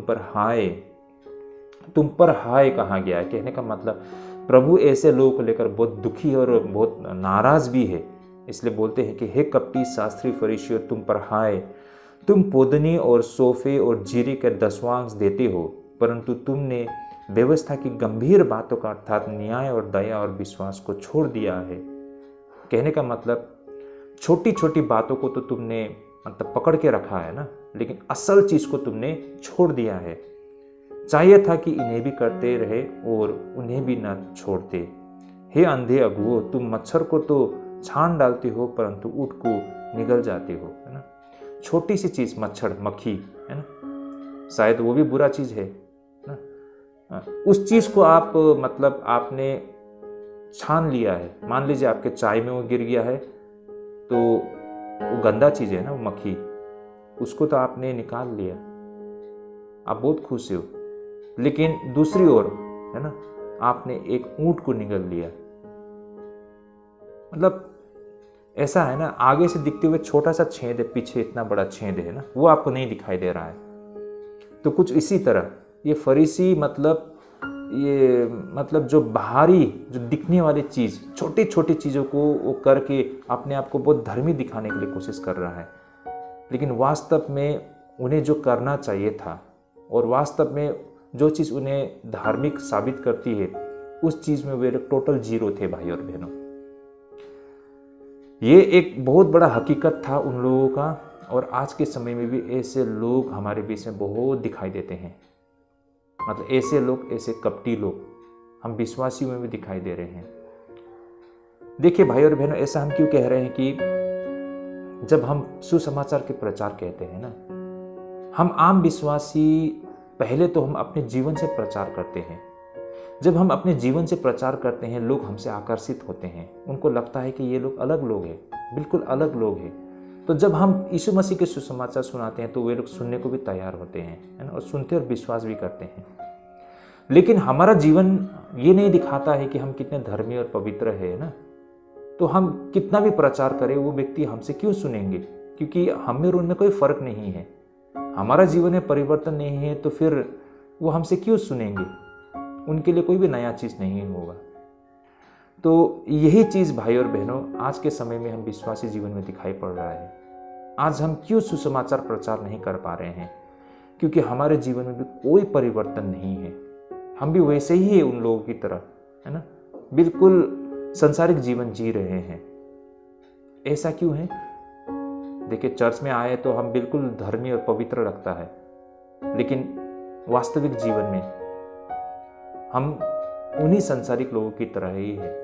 तो हम जैसे लोगों को क्या कहेंगे? कपटी, मुखौटा पहने हुए, धार्मिकता का मुखौटा पहने हुए हैं। अंदर से हम बिल्कुल पवित्र मतलब दिखाते हैं चर्च में ना, मतलब कहने का मतलब बाहर से हम बिल्कुल पवित्र दिखाना चाहते हैं, लेकिन अंदर से वही पुराना इंसान है, तो इसे कपटी तो कहेंगे ना। यही कारण तो है हम आज लोगों तक नहीं पहुंच पा रहे हैं। तो इन फरीसियों का भी यही बहुत बड़ा एक समस्या थी। आइए इसे हम विस्तार से अध्ययन करते हैं। भाई और बहनों, अब आज हम इस विषय में 10वां अंश पर चर्चा करते हैं, लेकिन डायरेक्टली ये 10वां अंश पर हमें चर्चा नहीं करना है, लेकिन इससे इसके बैकग्राउंड को हम समझने के लिए कोशिश करते हैं, तब जाके आज के जो विषय हैं वास्तविक भक्ति और धार्मिक अनुष्ठान, उसे हम समझ पाएंगे। भाई और बहनों, यहाँ पर सत्य ये है कि हम ईसाई जगत में भी 10वां अंश कोई हमारे लिए एक नई विषय नहीं है। उस जमाने में जिस तरह फरीसी लोग 10वां अंश दिया करते थे, आज ईसाई जगत में भी हम 10वां अंश दिया करते हैं, और हमारे लिए 10वां अंश देना कोई मतलब एक नया विषय नहीं है। हम अच्छी तरह से जानते हैं 10वां अंश किस तरह दिया करते हैं, 10वां अंश देने के इसके मायने क्या है, इसे हम अच्छी तरह से भली भांति जानते हैं, और यही कारण इस पर हम चर्चा नहीं कर रहे हैं। लेकिन इसे आधार बनाते हुए प्रभु यीशु मसीह जो संदेश दे रहे हैं, उसे हम समझने के लिए कोशिश कर रहे हैं। जैसे कि 10वां अंश यहूदी धार्मिक नियमों का एक अनिवार्य हिस्सा था और आज के समय में भी है। इसे हम व्यवस्था विवरण 14 अध्याय 22 पद और लेवी व्यवस्था 27 का 30 पढ़ने पर हमें समझ में आती है कि 10वां अंश के विषय में यहाँ पर क्या कहा गया है। आइए इसे हम पढ़ लेते हैं। बीज की सारी उपज में से जो प्रति वर्ष खेत में उपके उसका 10वां अंश अवश्य अलग करके रखना। व्यवस्था विवरण 14 का 22। फिर लेवी व्यवस्था 27 का 30 में कहा गया है कि फिर भूमि की उपज का सारा 10वां अंश, चाहे वह भूमि का बीज हो चाहे वृक्ष का फल, वह यहोवा ही का है, वह यहोवा के लिए पवित्र ठहरे। लेवी व्यवस्था 27 का 30। तो भाई और बहनों, इस तरह हमने व्यवस्था विवरण और लेवी व्यवस्था से हमने देखा है। यहाँ पर व्यवस्था विवरण में जो बातें कही गई है वो इस प्रकार है कि अपने बीज की सारी उपज का 10वां अंश देना जो प्रति वर्ष खेत से निकलती है। ये इंस्ट्रक्शन यहाँ पर व्यवस्था विवरण में दी गई है। उसी तरह लेवी व्यवस्था में कहा गया है कि उन सारे जो उपज है वो परमेश्वर के लिए पवित्र ठहरे, है ना, ऐसा कहा गया है। तो ये सारे जो इंस्ट्रक्शन है उसे बखूबी से ये यहूदी पूरा कर रहे थे ना। हमें प्रैक्टिस करते हुए तो दिखाई पड़ती है, हमें अभ्यास में लाते हुए तो दिखाई पड़ती है, लेकिन इसके पीछे की नियत, इसे हम समझने के लिए कोशिश करते हैं। देखिए, ये सारे 10वां अंश जो विशेष रूप से लेवियों की सहायता के लिए होती थी, जिनका कार्य विशेष रूप से मंदिर के भौतिक कार्य को करना होता है ना। जो लेवी लोग होते हैं जो मंदिर में रहकर कार्य करते हैं, उनकी जरूरत को पूरा करने के लिए 10वां अंश होती थी। बेशक ये 10वां अंश परमेश्वर सीधे तौर पर नहीं लेते हैं ना, उसे इस चीज़ की क्या आवश्यकता है, लेकिन ये 10वां अंश परमेश्वर की महिमा, परमेश्वर की आदर सम्मान देने के लिए वो पहला भाग आप परमेश्वर के लिए आपने अलग किया है, ये परमेश्वर के कार्य के लिए इस्तेमाल किया जाता है। और परमेश्वर के कार्य में लगा हुआ ये जो लेवी जो मंदिर में रहते हैं, उनकी ज़रूरतों को पूरा करने के लिए होती थी। उसी प्रकार आज के समय में भी जो आज हम कलीसिया में 10वां अंश देते हैं, वो कलीसिया की आवश्यकता या फिर कलीसिया में सेवकाई देने वाली उनकी भौतिक जरूरत को पूरा करने के लिए ये 10वां अंश को हम आज इस्तेमाल करते हैं ना। तो भाई और बहनों, इस तरह जिन चीज़ों को 10वां अंश देना होता था, उन्हें व्यवस्था के द्वारा आगे परिभाषित किया गया था।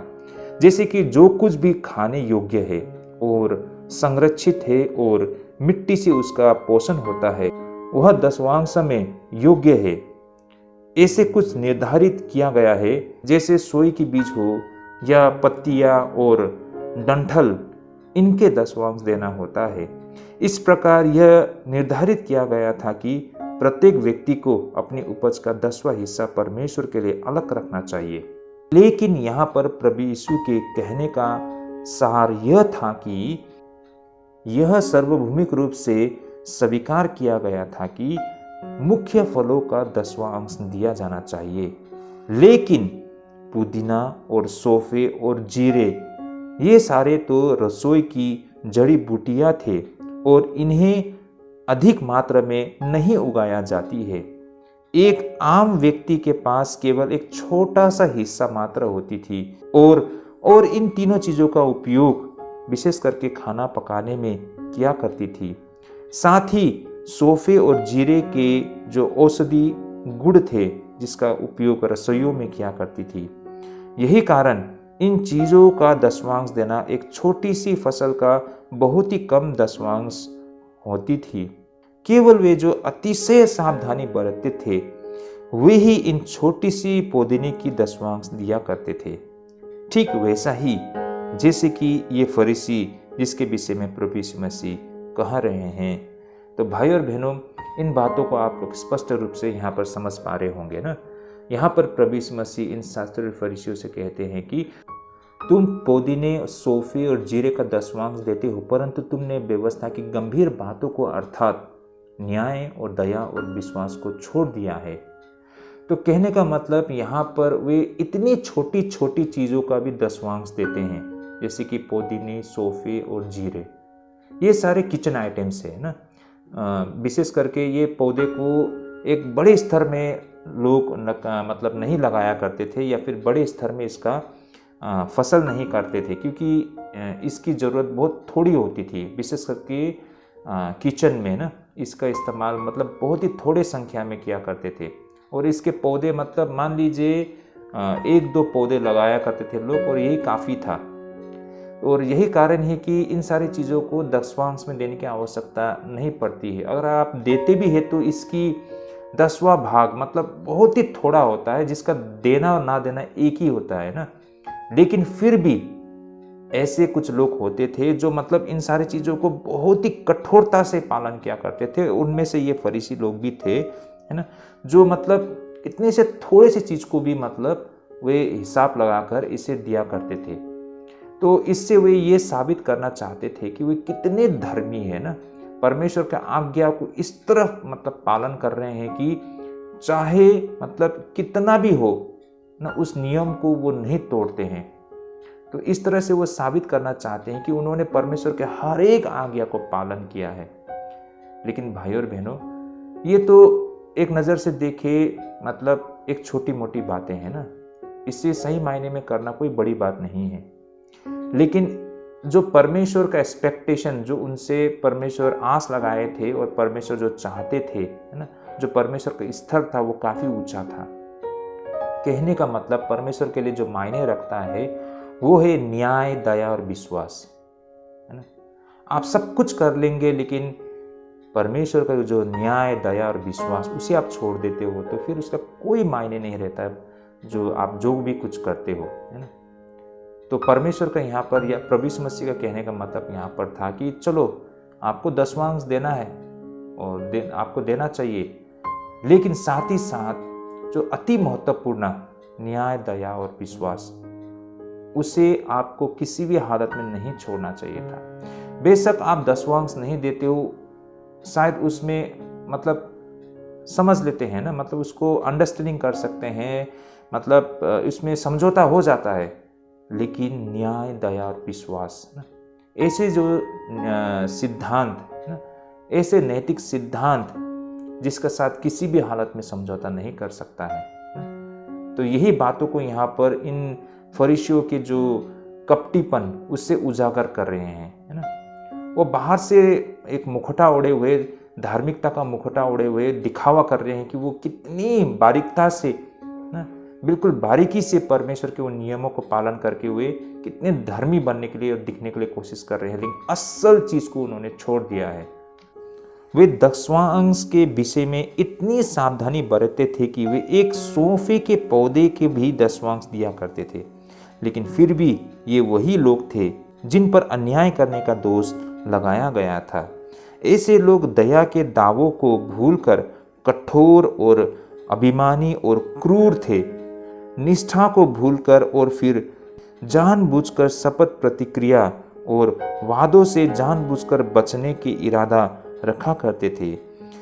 साफ साफ सीधे शब्दों में उनमें से बहुत से व्यवस्था की छोटी छोटी बातों का पालन किया करते थे और उन बातों को भूल गए जो वास्तव में महत्वपूर्ण थे। भाई और बहनों, तो बात ये है, सच्चाई ये है, जो परमेश्वर यहाँ पर उजागर कर रहे हैं ना, इनकी वास्तविक भक्ति में बहुत बड़ी खोट थी। ये तो मात्र धार्मिक अनुष्ठान को पूरा कर रहे थे, है ना, लेकिन इनके जो वास्तविक भक्ति है वो टोटल मतलब जीरो था, उसमें टोटल अंधकार था भाई और बहनों। तो इनकी ये असलियत को प्रभु यीशु मसीह यहाँ पर उजागर कर रहे हैं। हम इसे आज के संदर्भ में इस तरह समझ सकते हैं। हमें ऐसा लग सकता है इन बातों को तो फरीसियों के विषय में परमेश्वर ने कही थी ना, प्रभु यीशु मसीह ने कही थी, तो हम तो ऐसे नहीं हैं, है ना, हमें ऐसा लग सकता है। या फिर इसे सही मायने में और सही तरीके से समझने के लिए मैं आप सभी के सामने कुछ उदाहरण को रखना चाहता हूँ, विशेष करके आज क्रिश्चियन कॉन्टेक्स्ट में। क्या आपको नहीं लगता है कि ये जो धार्मिक अनुष्ठान को आज हम पालन कर रहे हैं, क्या हम सचमुच में वो वास्तविक भक्ति को हम पार कर रहे हैं? क्या हम उस वास्तविक भक्ति हमारे जीवन में दिखाई दे रही है, या फिर हम भी वही फरीसियों की तरह एक धार्मिक अनुष्ठान को मात्र पूरा कर रहे हैं? इसे हम इस तरह समझ सकते हैं भाई और बहनों, ऐसे बहुत से लोग हैं जो चर्च आते वक्त सही तरह के कपड़े पहनते हैं। हमने देखा होगा ना, बहुत समय पर ऐसा होता है, हम जब चर्च में आते हैं बिल्कुल हम सभ्य कपड़े लगा के आते हैं। हमारे यहाँ तो नियम है भाई और बहनों, चर्च में जब हम पुरुष लोग चर्च में आते हैं तो इस तरह के जो कॉलर होना पड़ता है, इसी तरह के शर्ट हमको चर्च में लगाना है। जो राउंड नेक होते हैं, ऐसा कहा जाता है कि इस तरह के शर्ट ना लगाए। चर्च में आते वक्त हमें बिल्कुल जेंटलमैन बन के आना है। हमको इस तरह की कॉलर शर्ट लगाना है ना, सर से पांव तक ढका हुआ, मतलब सभ्य, मतलब हाई फैशन ड्रेस हमको नहीं लगाना है, ऐसा कहा जाता है। तो ड्रेस कोड कह सकते हैं ना, लोग बिल्कुल ध्यानपूर्वक कपड़े को चुनते हैं और ऐसे कपड़े लगा के जाते हैं चर्च में आते समय। मतलब महिला कुचला जो आप जो खेती में आप जो इस्तेमाल कर रहे हैं, ऐसे कपड़े लगा के नहीं आते हैं, या फिर कोई कैजुअल ड्रेस लगा के नहीं आते हैं, लेकिन जो एक फॉर्मल ड्रेस ना, इस तरह के कपड़े लगा के चर्च में आते हैं। अच्छी बात है, आना चाहिए, परमेश्वर का आदर देने के लिए अगर आपके पास है तो उसे लगा के आइए, नहीं है तो चलेगा। अंडरस्टूड, समझ गए हैं भाई और बहनों, ये अच्छी बात है, लोग करते भी है। कलीसिया के दान और पेटी को मतलब सावधानी पूर्वक ख्याल रखना, मतलब ऐसे लोग होते हैं कि जो दान है ना, 10 वांस कहे या हैंडफुल ऑफ राइस जिसे मुट्ठी चावल कहते हैं, है ना, ये सब देना और इनका हिसाब किताब रखना। आप बहुत ही अच्छी तरीके से इन सारी चीज़ों का हिसाब किताब रखते हो ना, मतलब हर एक बंदे को आप ये मैसेज पहुंचाते हो, उनसे वो इकट्ठा करते हो, उनका हिसाब किताब रखते हो, बहुत ध्यानपूर्वक ये सारी चीज़ों को करते हो। बहुत अच्छी बात है, करना चाहिए। प्रार्थना में सही रवैया आप अपनाते हो, आप प्रार्थना करते हो, मन से प्रार्थना करते हो, दिल से प्रार्थना करते हो, है ना, आप पूरी जोर से प्रार्थना करते हो, है ना। कहने का मतलब कुछ लोग ऐसे हैं जो खड़े होकर प्रार्थना करते हैं, ऐसा मानना है कि हमें खड़े होकर प्रार्थना करना है ना, तो वो हमेशा प्रार्थना करते हुए खड़े होकर प्रार्थना करता है। कुछ लोग बोलते हैं कि घुटने के बल गिर के प्रार्थना करना है, तो लोग घुटने के बल गिर के प्रार्थना करते हैं, और कुछ लोग यूं ही अपने स्थान पर बैठ के प्रार्थना कर लेते हैं, है ना। तो हर इंसान का अलग अलग तर्क है। आपको बताया गया है कि खड़े होकर प्रार्थना करना है, तो आप खड़े होकर प्रार्थना करते हो, हाँ ये बंदा तो है ना सही मतलब प्रक्रिया को अपना रहा है, ऐसा लगेगा। कुछ लोग घुटने के बल बैठ के प्रार्थना कर रहा है, हाँ लगता है ये सही है, ऐसा लग सकता है, वो भी आप कर रहे हो। तो इस तरह से आप एक जो ड्रेस कोड है ना, जब चर्च आते वक्त जिस तरह की कपड़े पहनना है, सभ्य कपड़ा पहनना है, वो आप पहनते हो, है ना। आप जो कलीसिया के जो दान है, चढ़ावा है, उसे सही तरीके से सही समय में देते हो, उसके सही तरीके से हिसाब किताब रखते हो। आप प्रार्थना करते समय मतलब पूरी मतलब जैसा आपको सिखाया गया है उस तरीके से आप प्रार्थना किया करते हो, है ना। प्रभु भोज में कभी अनुपस्थित नहीं होते हैं, मतलब जब कभी भी प्रभु भोज रखा जाता है, किसी भी हालत में आप प्रभु भोज में आप भाग लेते हो। तो एक नज़र से देखें तो आप बहुत ही अच्छा क्रिश्चियन हो ना, आप बहुत ही अच्छा ईसाई हो, ऐसा लग सकता है। क्या सचमुच में यही एक मार्ग है एक अच्छा ईसाई होने का?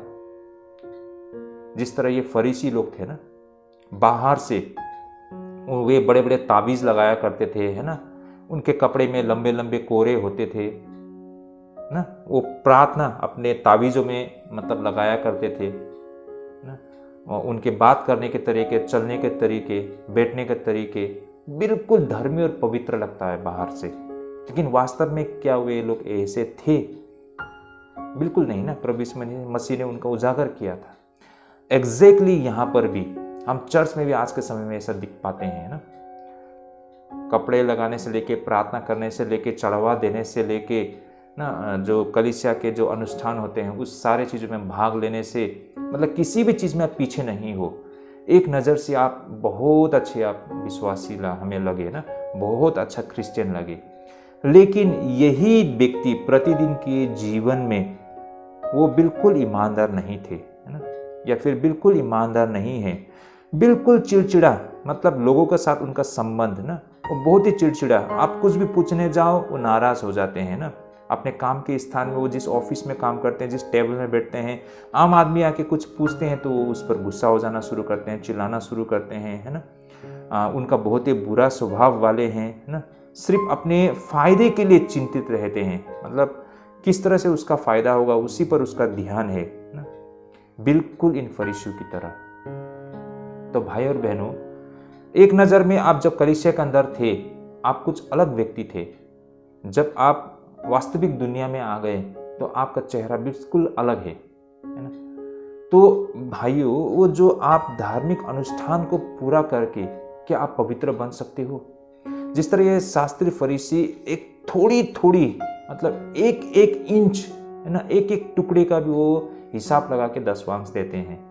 लगता है कि वे बहुत धर्मी है, लेकिन क्या वास्तव में वो धर्मी थे? हकीकत में उनके अंदर बहुत मतलब कड़वा सच हमको दिखाई देता है ना उसके अंदर में। उसी तरह से ये विश्वासी आज के समय में भी, है ना, चर्च के अंदर में तो हमें बहुत शुद्ध और पवित्र लगे, लेकिन वास्तविक जीवन में उनकी हकीकत हमें नजर आती है ना। भाई और बहनों, उसी तरह मैं एक उदाहरण और देना चाहता हूँ। जैसे कि ऐसा होता है कि एक कलीसिया में जो एक महिला है, एक महिला सदस्य है, देखा जाए तो अच्छे कामों से वो भरा पड़ा है।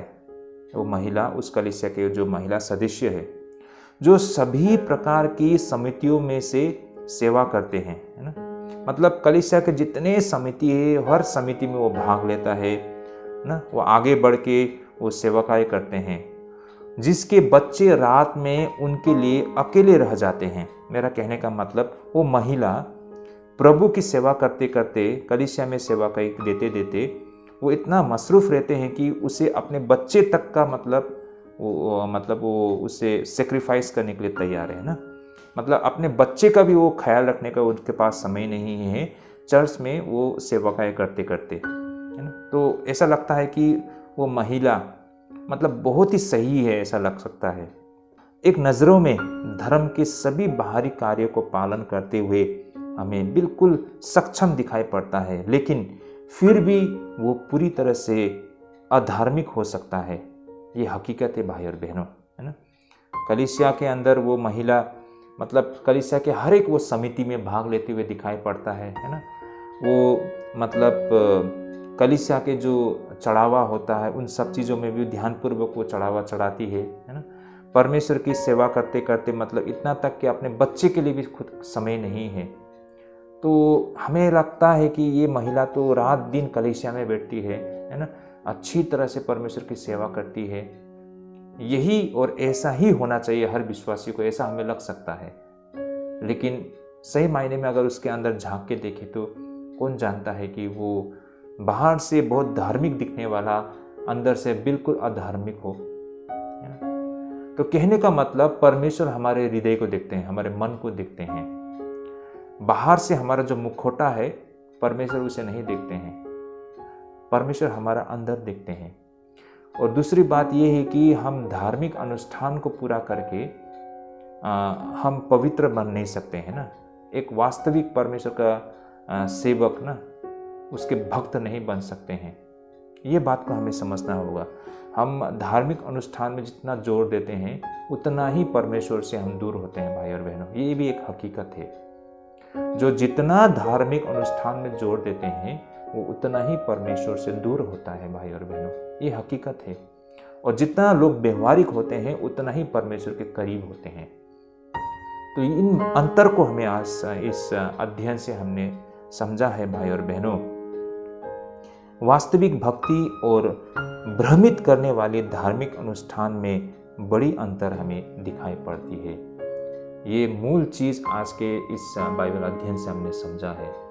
तो होपफुली हमारे इन सारे बाइबल अध्ययन से हमने बहुत कुछ सीखा है आज, और आशा करता हूँ हमारे आत्मिक जीवन के लिए ढेरों आशीष पहुँचा है। तो भाई और बहनों, अब मैं यहाँ पर आप सभी से जो आज के बाइबल अध्ययन के मुख्य बिंदु है उसे मैं एक बार फिर से आपके समक्ष रखना चाहूँगा। तो जैसे कि हमने आज के हमारे जो पहले विषय से हमने जो सीखा है, और हमारा जो आज का विषय था दुष्ट मिशनरी, भाई और बहनों काफ़ी रोचक विषय था। और इस विषय से हमने जो मुख्य बिंदु जो समझा है वो इस प्रकार है, जैसे कि वे लोग क्यों दुष्ट मिशनरी थे, इसे हम समझने के लिए कोशिश करें। वे लोगों को परमेश्वर की ओर नहीं ले जा रहे थे, बल्कि उनका मूल उद्देश्य फरीसीवाद की ओर ले जाना था। आज देखा जाए तो किसी भी मिशनरी द्वारा किया जाने वाला सबसे गंभीर अपराध और सबसे गंभीर खतरों में से एक यह है कि लोगों को प्रभु यीशु मसीह के समक्ष लाने के बजाय वे लोगों को चर्च पर लाने के लिए जोर किया करते हैं, या ये करते हुए हमको दिखाई पड़ती है, या फिर लोगों को परमेश्वर के मार्ग की शिक्षा देने के बजाय धर्म और चर्च डॉक्ट्रिन और डिनोमिनेशन की शिक्षा देते हुए हमको दिखाई पड़ते हैं। तो भाई और बहनों, ये हमने आज के पहले विषय से समझा, और हमने ये समझा कि आज उस फरीसी और आज के समय के हम मिशनरी में भी क्या अंतर है, इसे हम समझ पाते हैं। तो ये बहुत ही गंभीर विषय हमने आज के पहले विषय से हमने समझा है। और आज के हमारे दूसरे विषय यानी कि अंधे अगुओं की शिक्षा, यह हमारे आज के दूसरे विषय से हमने जो सीखा है वो इस प्रकार है कि परमेश्वर हमारे द्वारा बोले गए हर वो शब्द को सुनते हैं, और फिर परमेश्वर हमारे दिलों के हर वो इरादों को भी देख लेते हैं। तो इस कारण हम ईसाइयों को भी इस तरह के वादा और फिर पूरा न कर पाने वाले किसी भी वादों से दूर रहना सही रहता है। कहने का तात्पर्य भाई और बहनों, हमें किसी भी ऐसे वादों को करने की आवश्यकता नहीं रहता है। अगर हम परमेश्वर के प्रति वफादार है तो परमेश्वर हमारे हृदय को देखते हैं। भाई और बहनों, जितना हम परमेश्वर के प्रति वफादार है उतना ही परमेश्वर हमारी प्रार्थनाओं को भी सुनते हैं। और इस हालत में हमें किसी भी परिस्थिति में हमें कोई ऐसी वादा करने के लिए आवश्यकता नहीं पड़ती है कि हम अपने आप को साबित करें कि हम परमेश्वर के प्रति कितना वफादार है। भाई और बहनों, और ऐसे शिक्षा देने वाले लोग जो होते हैं वे अंधे अगुए होते हैं, है ना। वे अंधे अगुए की शिक्षा होते हैं जो हमें परमेश्वर से दूर ले जाती है, और ऐसे से हमें हमेशा होशियार रहना है। भाई और बहनों, ऐसे अंधे अगुए ना जो अपने फायदे के लिए आपसे छल कपट करते हैं, उन्हीं वचन को आधार बनाते हुए, उन्हीं शिक्षा को आधार बनाते हुए आपके सामने ऐसे शिक्षा रखते हैं। वे इन्हीं बाइबल के वचन को आधार बनाते हुए, इन्हीं बाइबल की शिक्षा को आधार बनाते हुए आपको वो मूर्ख बनाने के लिए कोशिश करते हैं, आपसे वो छल कपट करते हैं ताकि आपसे वे अपना फ़ायदा को निकाल सके।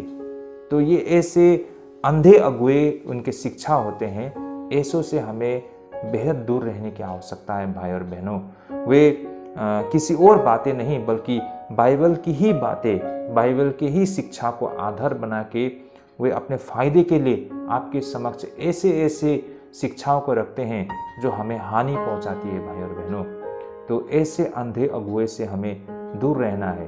जिस तरह से हम इस वचन में हम देख पाते हैं, इस अध्ययन में हम देख पाते हैं कि फरीसी लोग है ना, जो अपने फ़ायदे के लिए ऐसे शपथ के विषय में बताते हैं, जो ऐसे शपथ हैं जो एक नियम के अधीन में ही है, और वे नियम को बिना तोड़े हुए आपके सामने ऐसे छल कपट करते हैं जिस वजह से आप बाध्य बन जाते हैं कि उन नियमों को पूरा करें, है ना।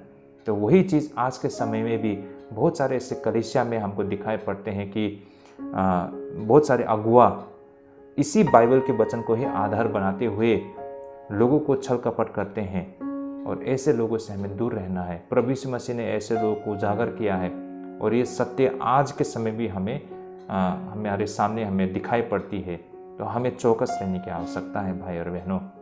और भाई और बहनों, हमारे आज के जो तीसरे विषय वास्तविक भक्ति और धार्मिक अनुष्ठान, यह हमारा आज का विषय था। और हमने यहाँ देखा है कि किस तरह हम वास्तविक भक्ति और धार्मिक अनुष्ठान को हम अलग कर सकते हैं ना। और आज के इस अध्ययन से हमने जो समझा है वो 10वां अंक से संबंधित था। वे 10वां अंक के विषय में इतनी सावधानी बरतते थे कि वे एक सोफे के पौधे को भी 10वां अंक दिया करते थे, लेकिन फिर भी ये वही लोग थे जिन पर अन्याय करने का दोष लगा था। ऐसे लोग दया के दावों को भूलकर कठोर और अभिमानी और क्रूर बन गए थे। वे निष्ठा को भूलकर और फिर जानबूझकर शपथ प्रतिज्ञा और वादों से जानबूझकर बचने के इरादा रखा करते थे। तो भाई और बहनों, दूसरे शब्दों में कहे तो उनमें से बहुतों ने व्यवस्था की छोटी छोटी बातों का पालन किया और उन बातों को भूल गए जो वास्तव में महत्वपूर्ण थे भाई और बहनों। तो इस तरह से हमने ये समझा आज के विषय से कि वास्तविक भक्ति वो व्यवहारिक शिक्षा होती है ना। और जो धार्मिक अनुष्ठान होती है वो ऐसे अनुष्ठान होते हैं जो हमें परमेश्वर से दूर ले जाती है। तो इन बातों को हमने आज के अध्ययन से हमने समझा है। तो भाई और बहनों, हमें व्यवहारिक शिक्षा पर हमें ध्यान देना होता है, ना कि परमेश्वर का आराधना करने का मतलब इन धार्मिक अनुष्ठान को पूरा करना है। 10वां अंश आज भी आपको देना चाहिए, लेकिन 10वां अंश ये आधार नहीं है कि आपने परमेश्वर की इच्छा को पूरा किया है। भाई और बहनों, इन बातों को समझना चाहिए। परमेश्वर हमारे हृदय को देखता है कि हम अंदर से कितना शुद्ध और पवित्र बने हैं। बाहर से ये जो नियम कानून, ये धार्मिक अनुष्ठान को पूरा करके आप सिद्ध नहीं होते हैं। परमेश्वर हमारे हृदय को देखने वाला परमेश्वर है। ये बातों को हमने आज के बाइबल अध्ययन से समझा है। होपफुली आज के अध्ययन से हमने बहुत कुछ समझा है। हमने जो कुछ सुना है, जो कुछ सीखा है, अपने फ्रेंड, रिलेटिव, हर किसी के साथ शेयर कीजिए, तब ताकि उन तक भी ये सारे सत्य पहुंच सके। तो आज के लिए हम यहीं पे स्थगित करते हैं भाई और बहनों। अगले दफ़े जरूर जुड़िएगा। परमेश्वर आप सभी को ढेरों आशीष करे, परमेश्वर आप सभी को अगुवाई करे। जय मसीह की।